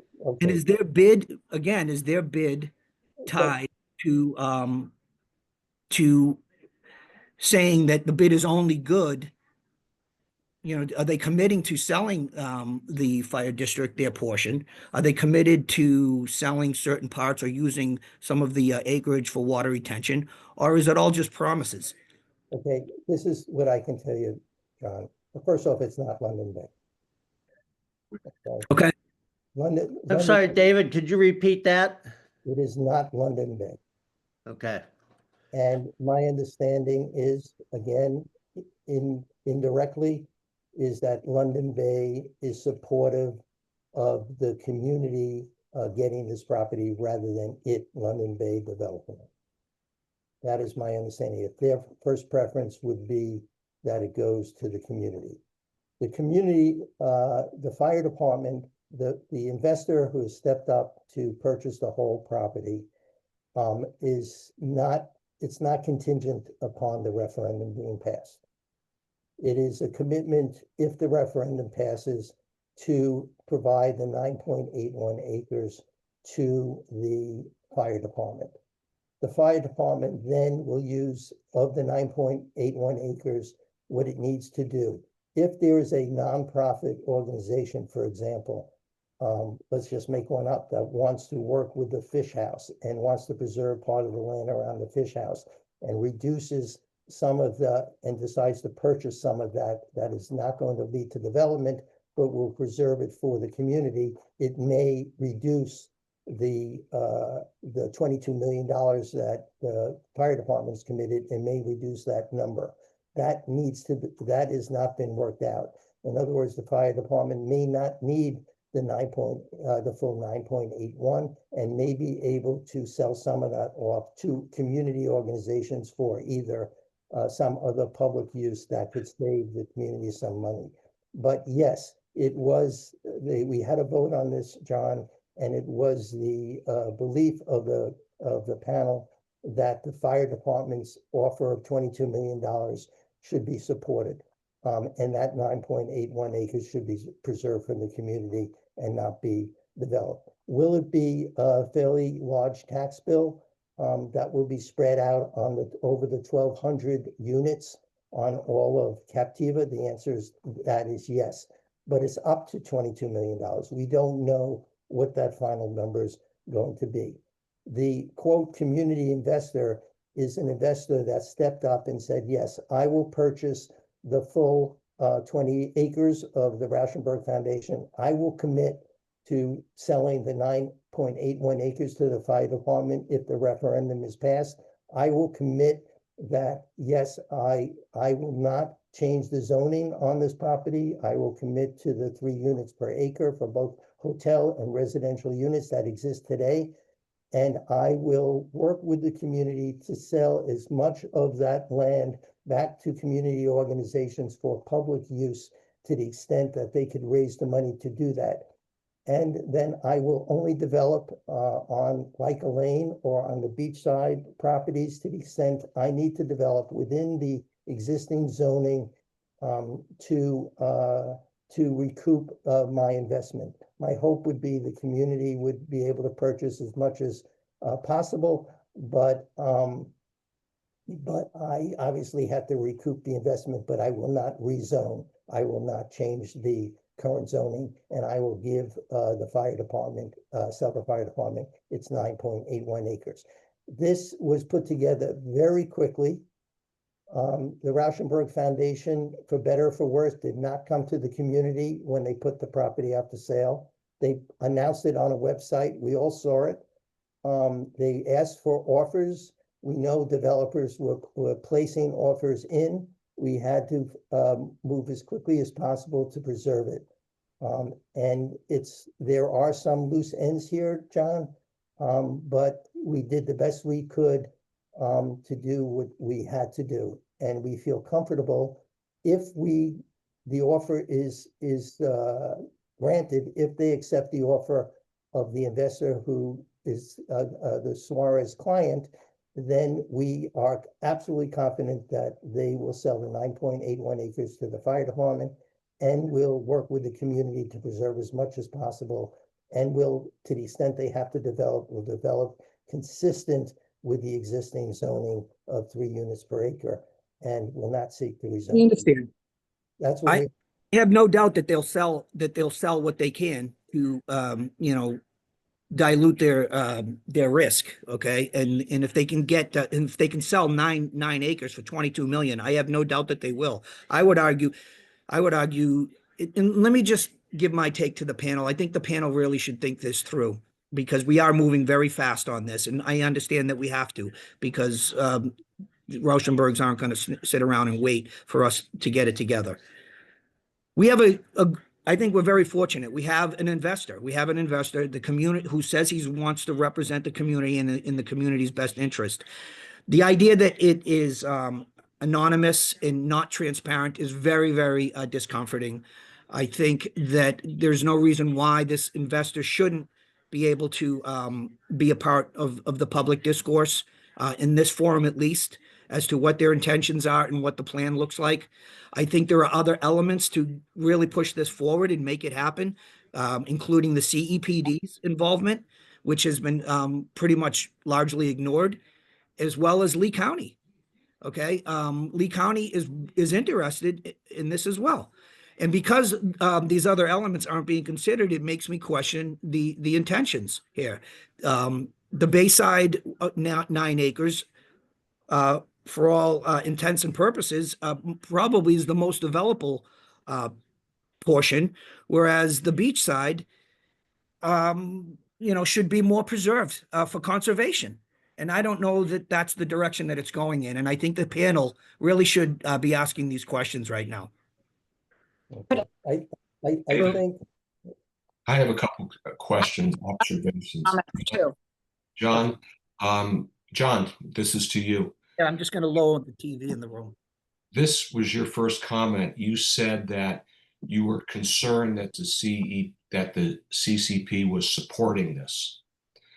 Well, in any real estate transactions, when bids are submitted, no one knows who the bidders are. It's been represented to this group what that bidder would do, and I think we're way ahead of what we would know in a regular bid, not knowing who anybody is. The investor, the Captiva investor, should they win the bid, has represented things to certain individuals here that I trust what was said. They would be facing the same scrutiny that any other purchaser would be facing in the future if we didn't know that. We're so far away from knowing who's going to get it, what ultimately is going to happen to the property, that I think we're informed to the best we can at the moment. But your first question was, do you believe that this panel should support it? And I'm supporting it because I know what I know, which is very limited. And I believe the representations that have been made are going to be followed through should this investor be successful in acquiring the property. let me just add one other thing. The way I characterized what the investors said would be done with the property if he wins the bid, that was sent with the bid to the foundation. So the foundation is reviewing that bid with the conditions that I just described here as part of that offer. So the foundation is aware, has been told what will be done with the property to the extent that it can be preserved. And they are making a decision based on that representation. David, Jay Brown, is the community investor in any way legally obligated to do any of the things that the investor has said would likely do in the future? It wouldn't seem to me like he's obligated in any way to do it. We've promised him nothing, as far as I know. So I don't think we have any form of contractual relationship with this community investor. All we know is we have somebody who, the few of you that know something about this individual say, well, he has a track record that indicates he's likely to act in ways A, B, and C. And that's basically all we're going on right now. Am I correct? That is correct. What you're going on is there were discussions between the fire department and this investor. Fire department had discussions with a number of the investors about their needs. So they have had discussions about the 9.81 acres and what commitments were made between the fire department and that individual, that investor. I'm not party to that. What I do know is that that the investor has told the foundation that it would not rezone the property in any way. It is not seeking any exceptions. It's not seeking any changes in the code or the plan. And it is committed to the various community organizations, at least as far as I know, committed to me, I'll say that. Right. That the investor would work with the various community organizations, including SCCF and Ding Darling and the CCA, et cetera, to preserve as much as we can raise funds for the purpose of preservation, which is far different than having it purchased by a developer for the purpose of putting in hotels or rezoning the property. With respect to John, I'm sorry to say this, but I have no faith that the county's involvement would be anything other than, based on the prior history, would be granting South Seas the same development rights on the Rauschenberg property that it has on the rest of South Seas. And I don't think there's anyone that would expect anything less. And I think, in all fairness to the county, we're not talking about South Seas. We're talking about the county coming in and partnering with the community in the community's district, both fire and CEPD, for a partnership to preserve, to build a plan and preserve this property in the best interest of the community. The South Seas, we all agree, we don't want South Seas to be a part of this, which maybe they will be. There's nothing we can do about it, but we obviously want to try to avoid that. But it seems like we're jumping possibly from the frying pan into the fire, going from one developer to another, when the county clearly has no, has a much longer track record in any interest that they would have, in preserving this as a public space. The developer could easily take the 66 units and cluster them all on the beach side. Is that what we want?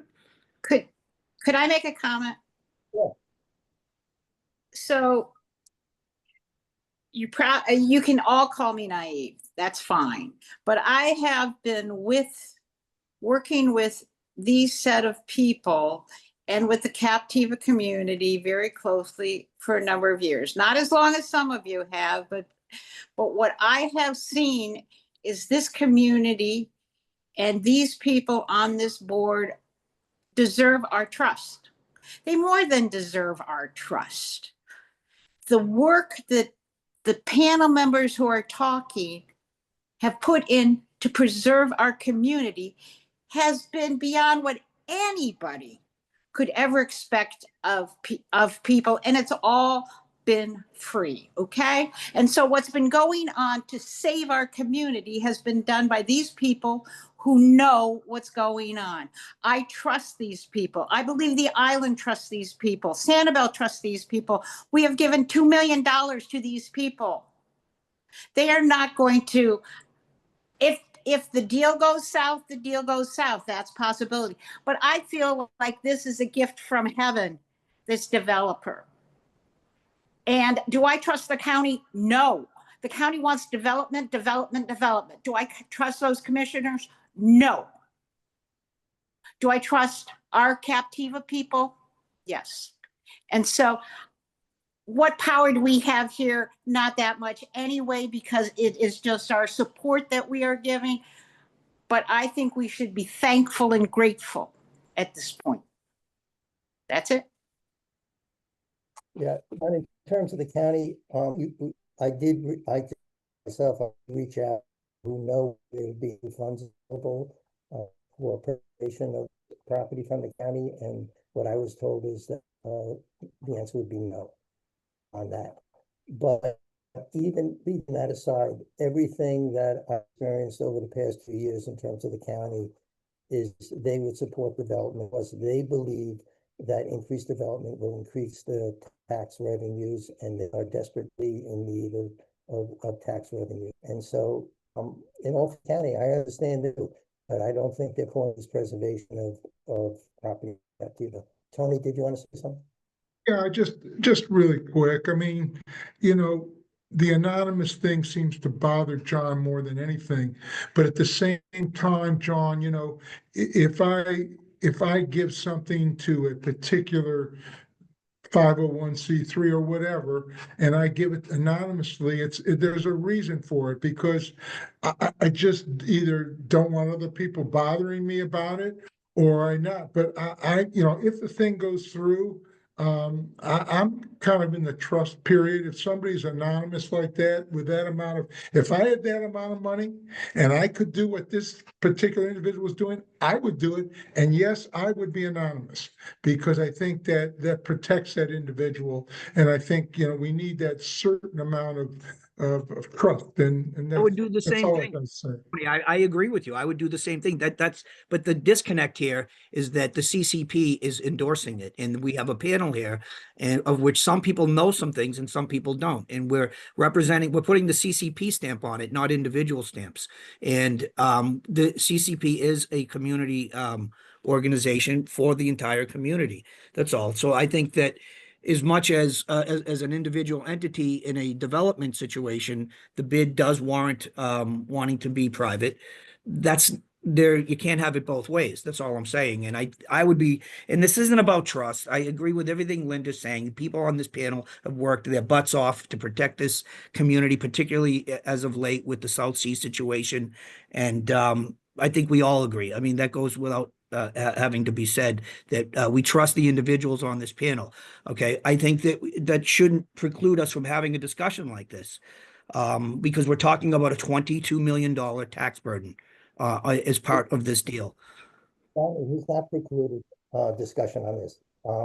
And yes, I am trusting also what I've been told, because I felt we had no other choice. Can there be a betrayal here? Can something change? Can quote, the community investor say, hey, you know, I changed my mind on this? I don't think that's possible, because representations were made to the foundation, and that'll be the basis upon which the offer will be accepted. But anything is possible. But we had very little options, very few options here. We had to do what we had to do as quickly as possible. We tried to find other investors who would represent the community. We spoke with people, some of whom we all know, to see if we could put together a package. And we ended up with someone who was willing to come forward. Others were unable to or couldn't.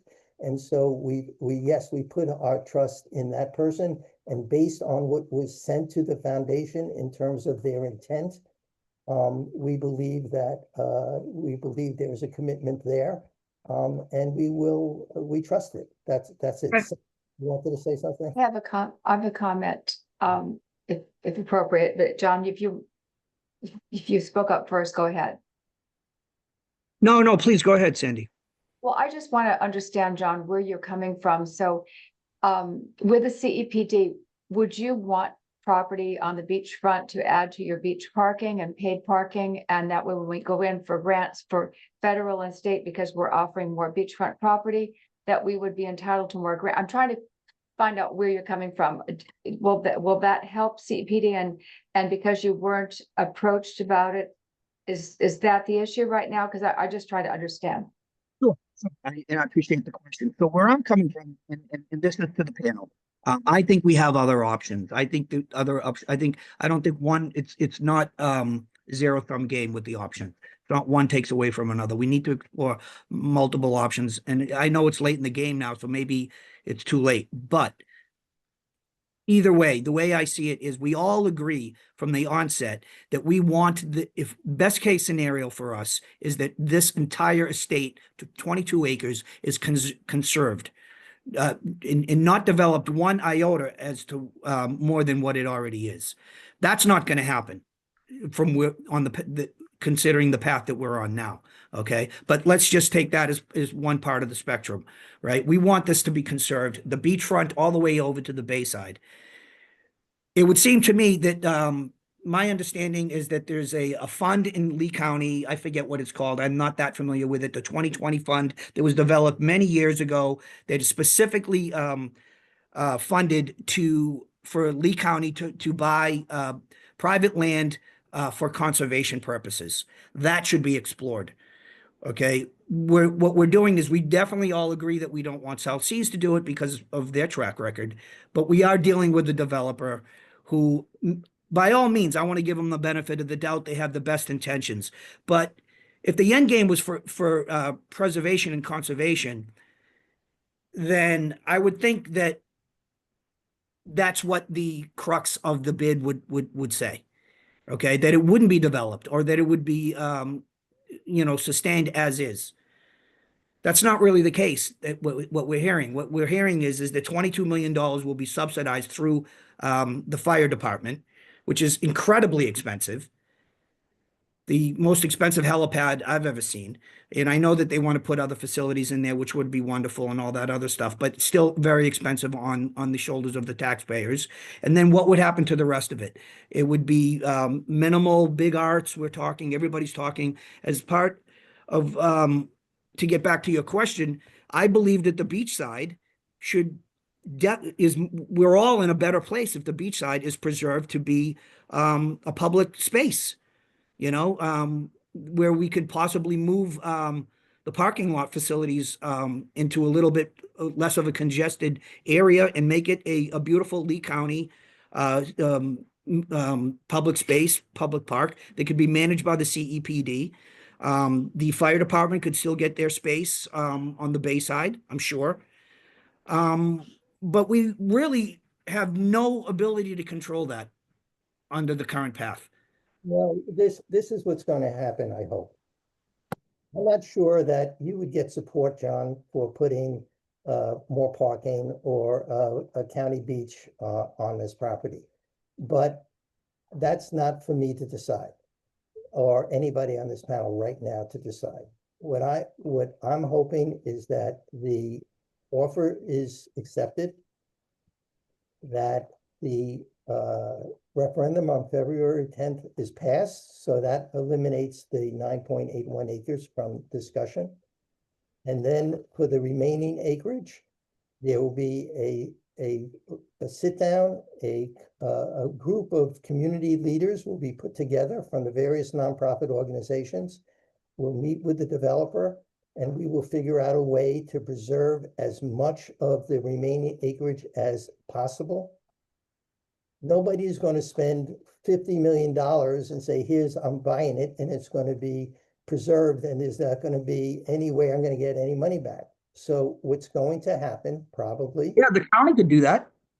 The developer is going to develop it. That's what's being said. They're not it's not charity, right? They're not donating this bid as part of a preservation. Some of it, they're going to want to get a return on their money, even if it's of a break even, which probably it isn't. They're going to want a return. So there's going to be development. That's all I'm saying. And I just think that the community needs to understand that. I also understand that many part of the community, including people on this panel, do not want to expand the public access due to people on the beach and more traffic. And that's fine. That I can understand that. But what's the alternative to that? 66 units being developed. That's going to develop. That's more traffic, right? I don't see how one is different from the other, except that one of them is a little bit more of a beautified space as public land versus just commercial development in housing. No, I don't know where you're getting the 66 units from. What I think, what I would hope to happen is that the existing properties on Captiva Drive that are on the Rushenberg properties, there's the Print House and there's the Curator House. There are two buildings already there.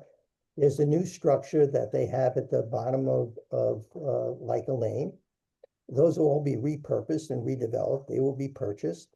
There's the dance property on Leica Lane that has to be redeveloped and repurposed. It's already in existence. There's a beach house on the beach that's already there and have to be repurposed.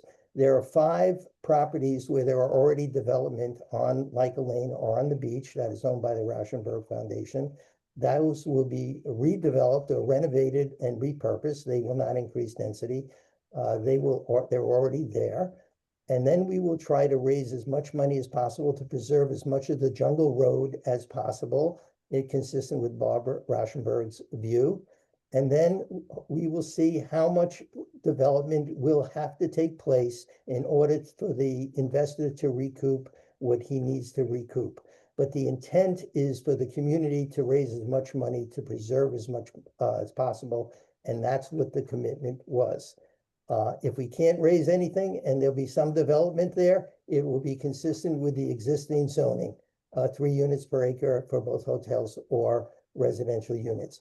Once this offer is accepted, if it's accepted, we will sit down. If CEP wants to talk about putting beach parking or whatever it wants to do, that will be part of the discussion with all the community groups. It may be a little difficult, but SCCF is prepared to do fundraising and be part of that process, as will Dig Darling, as will all the various organizations who have a stake in this.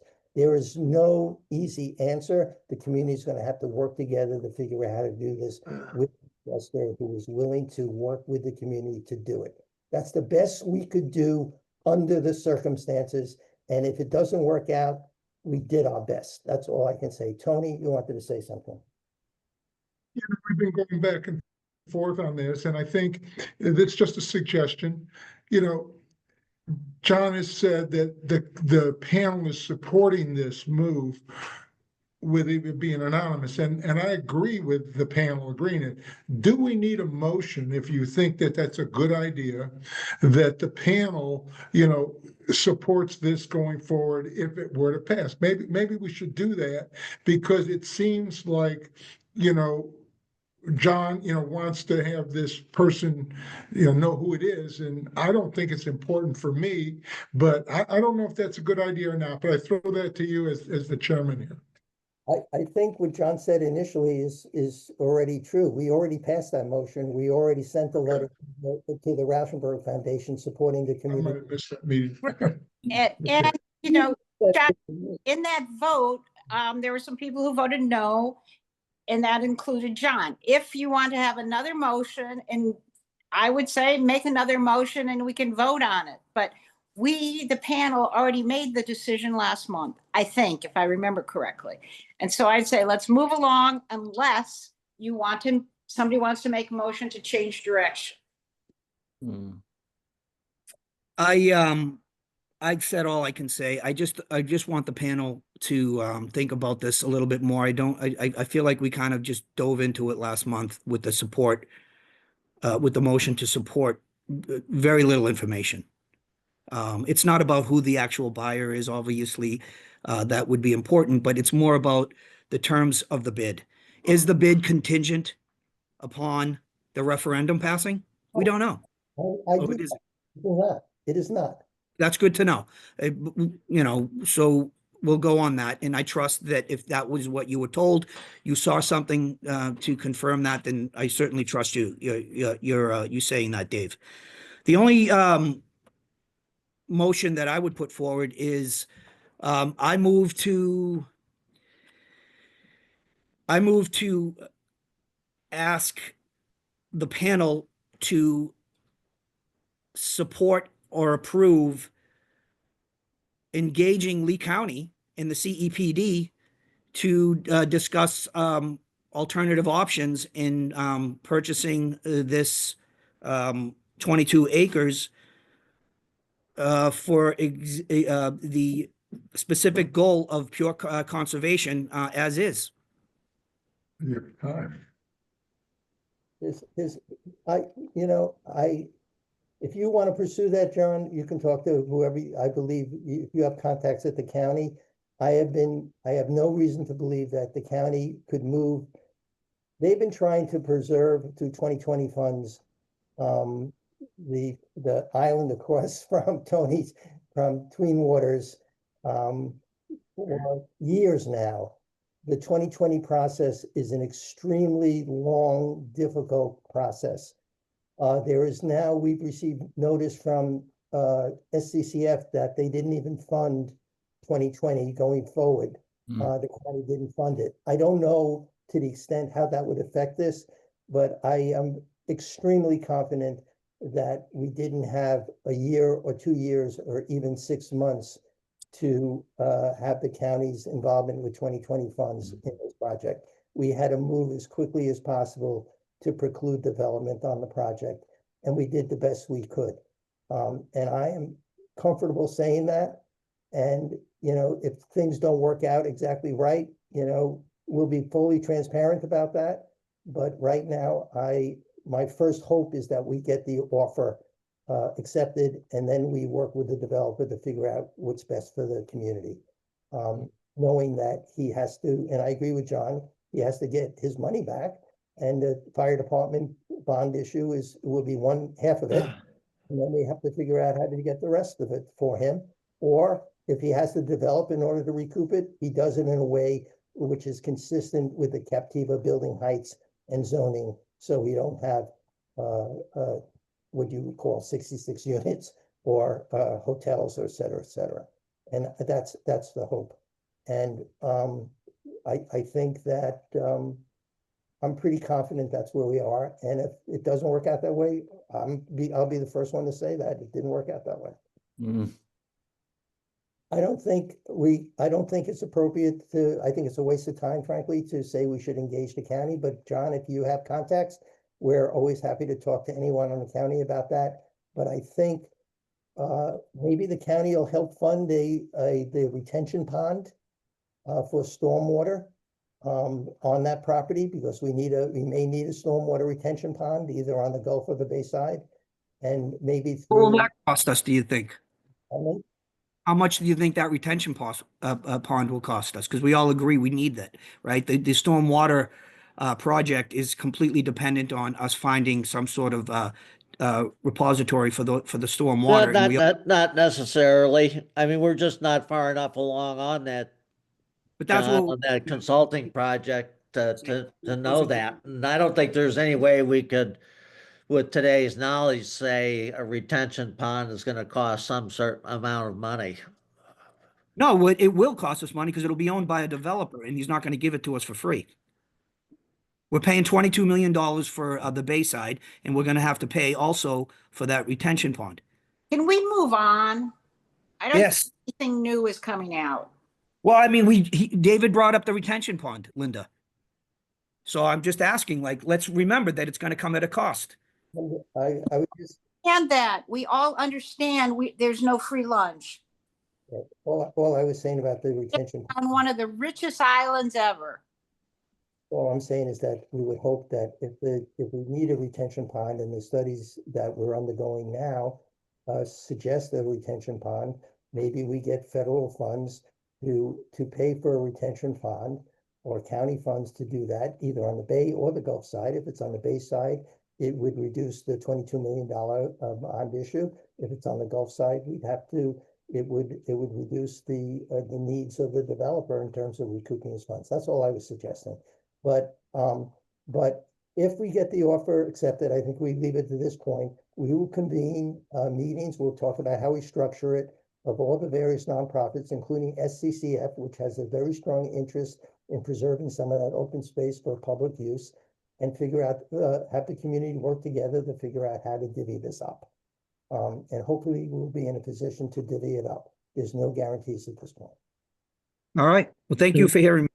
Yeah, I got an easy question. Do you have an idea when the foundation is going to accept the bid, or do we have no clue? My understanding is that there are interviews with the remaining people who made offers this week, probably. And I suspect we'll get a decision fairly quickly. Thank you. A decision as to whether or not our investor is in the running to continue on, or a decision about who the buyer is going to be, David? I think a decision as to who the buyer is going to be. Okay. Do you think we're getting close to that step? I do. Okay. I do. And you know, like I say, I'm cautiously optimistic, but it may go to, our worst nightmare. Yeah. We just don't know. We just don't know. Okay. This is why we have the panel, to have these discussions.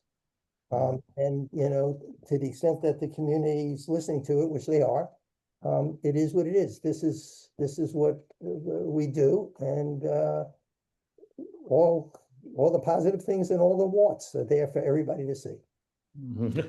But I think this community is terrific, and I think they do the best they can for the people who live here. And nothing's perfect, and no outcome is perfect, and we'll see how this plays out. Okay, next on the agenda is the nominating committee. There are two panel positions open. The nominating committee recommended Jay Brown and Bob Rando. Ken, were there any more names that were submitted before this meeting? Or No. resume? Okay, so we have a vote in December on the two positions. We know that Jay and Bob Rando have been recommended, but the panel does not have to follow that recommendation. And in December, the panel could nominate someone else and vote for someone else.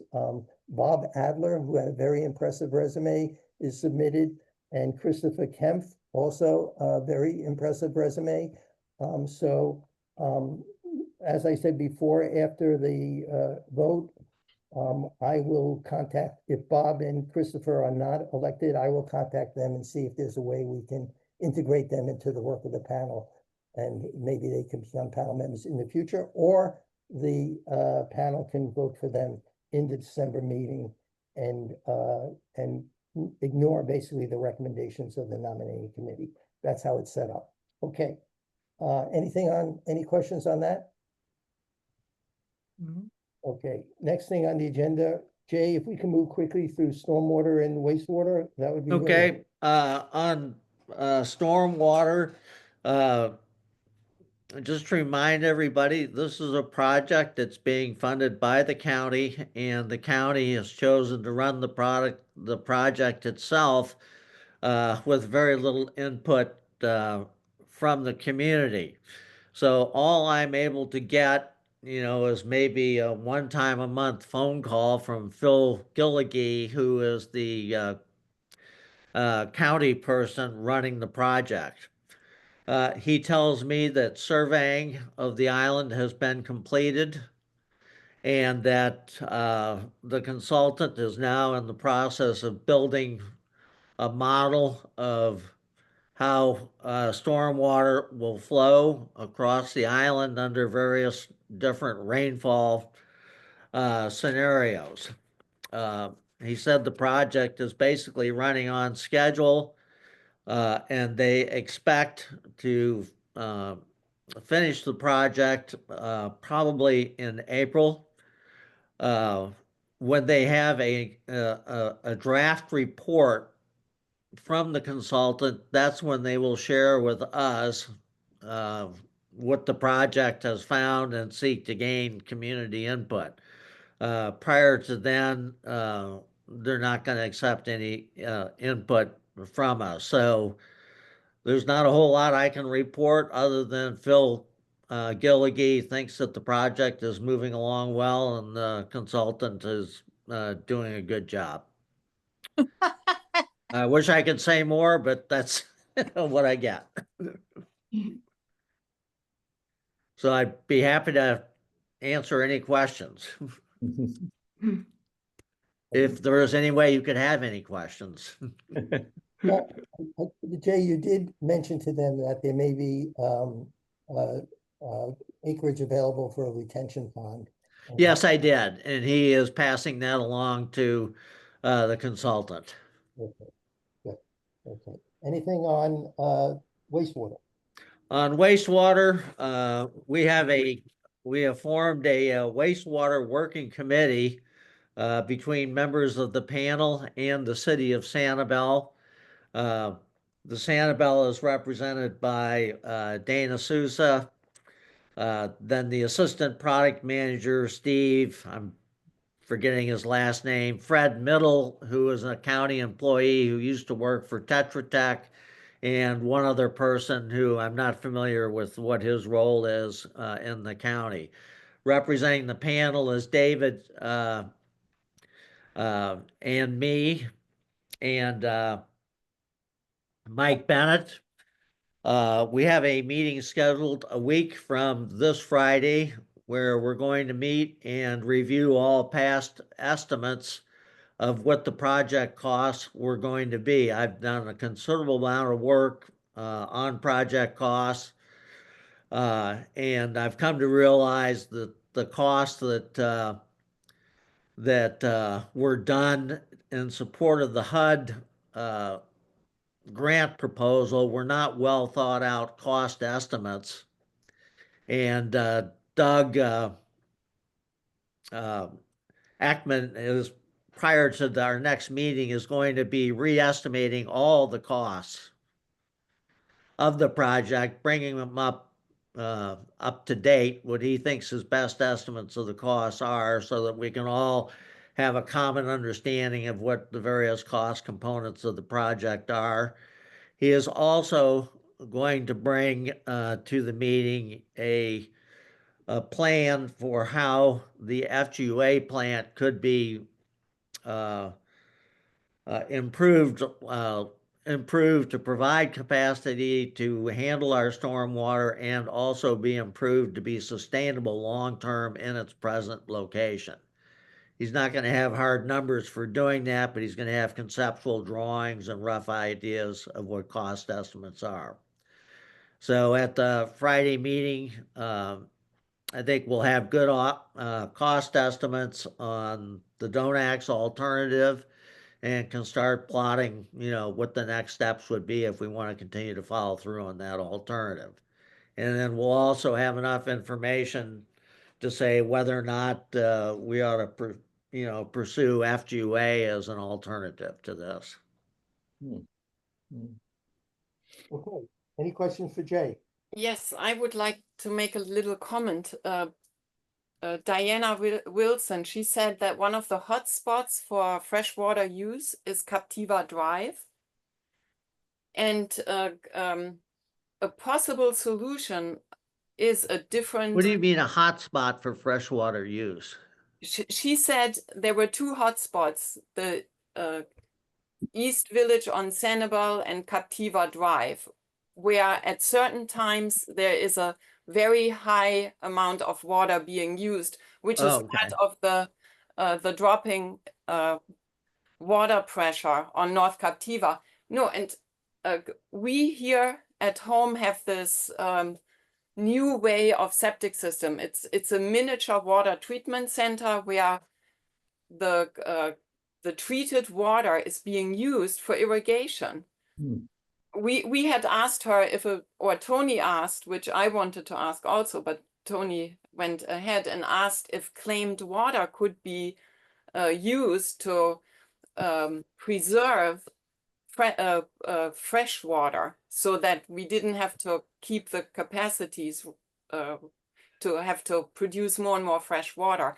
So maybe for Captiva Drive, these wastewater systems are could be part of a solution. Well, no, the process we're going on is on central sewer, with the wastewater going towards, the Donax facility. Remember, this project is an effort to find an alternative to septic systems, which we've been advised are not sustainable long-term, because with any level of sea level rise, individual septic systems aren't going to function in the future. Marguerite, to clarify what Diana said about the usage, it's basically, again, irrigation at times when water shouldn't be used during the week. There's specified days by the county at certain times that's putting that pressure on the system. If people would abide by the schedule, the severity of the pressure and amount of water wouldn't be as severe. So I just want to clarify that. Yeah, and then I was keeping that thought in mind and thought, if we didn't have to tap into the fresh water for irrigation, and we are one of the hotspots here, then we could we could use yeah, Processed wastewater to meet some of the irrigation needs. yeah, and it wouldn't have to come from Donax. It would be just that this stretch of Captiva where Tony, you have your own treatment center at Twin Waters. Where do you need a lot of fresh water for irrigation, or can you do it with? Marguerite, we use a well. We have a deep well here. Oh, that you we've have a used well. Since I got. Yeah, we're not licensed to use our affluent water for purposes of that nature.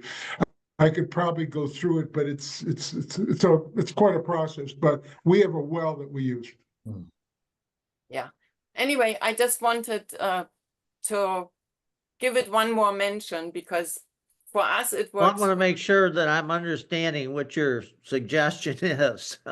No, my suggestion was if it looks like that the public septic will be very, very expensive and Yes, not, it will be.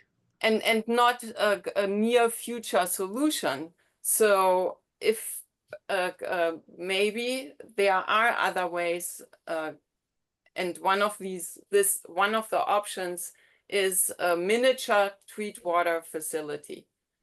Jay, you have to come visit and look at it. Okay, I What will it do is, that. you need electricity because you aerate what you collect, and because it's aerated, it breaks down much faster. And then the broken down, the treated wastewater is pushed through perforated hoses into the garden and irrigates the plants. Okay, so you have an individual septic system that's capable of performing an irrigation function on your property. Yes. Okay. Okay, Just anyway. well, this is not the first time Marguerite has raised this. Yeah, right. And so I think it behooves us to take a look at it. I think the question is, will any septic system survive sea level rise? And if the Marguerite system can survive sea level rise, then that may be an option that one could consider for certain properties. So Jay, we'll take a look at it. Okay. Okay, Thank you for that. anything else for Jay? Okay, Infrastructure Committee, Mike Bennett. Very quickly, nothing really new to report other than the county now is in the phase of selecting the contractor for the project here on Captiva Drive, that 800 feet leading up to Jensen's Curve. Just a note though for John and Brighton, you know, there are probably about a dozen homes and condos that are on that 800-foot stretch. And of course, currently there are no beach paths that were maintained there because of the work the county did to shore that up with the smaller berm that they have in place. And I know that there will be a lot of questions from those homeowners about beach access, particularly on how the plantings would look there and where they could access. So just kind of a heads up, it might be too early to really know you know, what the solution is, but just wanted to draw attention to that. Yeah, Mike, we are anticipating seeing an initial design that I've been waiting for far too long now from Aptum and their contractor on the village, which does include that space, planning for dune path design and plantings. We should see it anytime now, and the CEPD will share that as soon as we get it, to help the owners get a better idea. How that incorporates into the actual Lee County DOT project remains to be seen. They haven't reached out to us. We haven't engaged them yet as to what, you know, impact the project will have on those existing dunes and eventual paths. Sure. Any questions for Mike? Okay, Marguerite, Development Committee. Yes. So we we have our welcome cruise on December 1st, and hopefully the weather will be kind to us and not do what it did yesterday, so that the Historical Society couldn't take their ride. But thanks to great sponsors, and I like to mention a new sponsor, Bank of the Islands, is supporting us, which is really nice. They are excited to work with the Captiva community panel. And yeah, so the event, I hope you have signed up. Ken made a poster that's presented at the Civic Association and the post office. And I made a little flyer that I will bring in that I will have, that I will give to the post office, so that people that haven't thought about it might sign up. And Ken, do you know how many people have signed up so far? We have 28 tickets sold. Oh yeah, we need to sell a few more. And no, very often, you know, everyone does it last minute. And so for the flyer, I don't know if you can see this. We have the logos from the sponsors, and then it shows time and event, and we are in the process of preparing a fundraising letter so that it can get out towards the end of the year. And the event that I'm planning for February has a name. It's called Notes and Narratives, Captiva Soirée. And it's music and stories to preserve Captiva's natural beauty. Oh. It will be held at the CCA on Friday, the night before Valentine's Day, Friday the 13th. Okay. And I still have a lot of work to do. I'm inviting, one of the people I asked to help me is Linda. She agreed. And so I'm still in the process of forming a little more of a fundraising committee, so to speak, but it's all in the works. Okay. Thank you. Any questions for Marguerite? Marguerite, how many people will max can go on the boat? Do you know how many people? Ken, I believe it's 75. Is that true? They can do 100, but that includes crew. Oh, yeah. Okay. All right. Thank you. Yeah, we should have a draft of the fundraising letter for the next meeting for people to see. Yeah. Okay. Any other questions for Marguerite? Marguerite's doing a great job. She's working really hard at this. And we thank you, Marguerite. Well, thank you. Okay, any other comments from panel members or questions? None? Good meeting, Dave. Well, you know, I just want to make it really clear that, you know, the fact that we have debate here, or the fact that John raises questions publicly that some of us, you know, lose sleep over at night, I mean, that's okay. And we just have to recognize that we have people listening in the audience to us, and so we can't be too self-indulgent and go on and on and on, but we have to be somewhat indulgent to do this and do it well. So I just think it was, yeah, I think it was a good meeting. I agree, and I think the issues will continue to be discussed as this goes along, and there will be bumps in the road. But that's the nature of planning. That's the nature of community organizations, and as long as we recognize that we all work together and try to do the best for the community, we're going to do fine. Yeah. Any questions from the audience, Ken? No, there are a couple of statements in the chat that everybody's seen, so I don't see any reason to repeat them. Really? I didn't see them. Oh. Okay.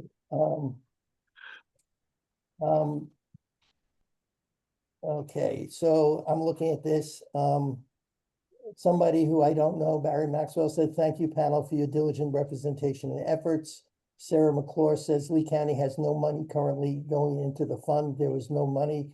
The fund, this is the 2020 fund she's talking about, the fund is currently underfunded and is holding 19 million and is under the ordinance required 41 million. Somebody says, I don't know what this means.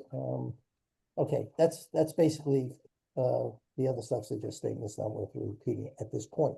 Okay, so unless there's anything more, it's 11:20. It's amazing it's that early considering the discussions we've had. Is there can we have a motion to adjourn? So moved.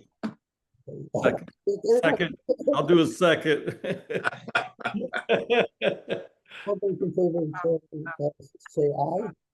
Aye. Aye. Aye. Meeting adjourned. Thank you, everybody. Thanks, everybody. Everybody. Bye-bye. Bye. Bye.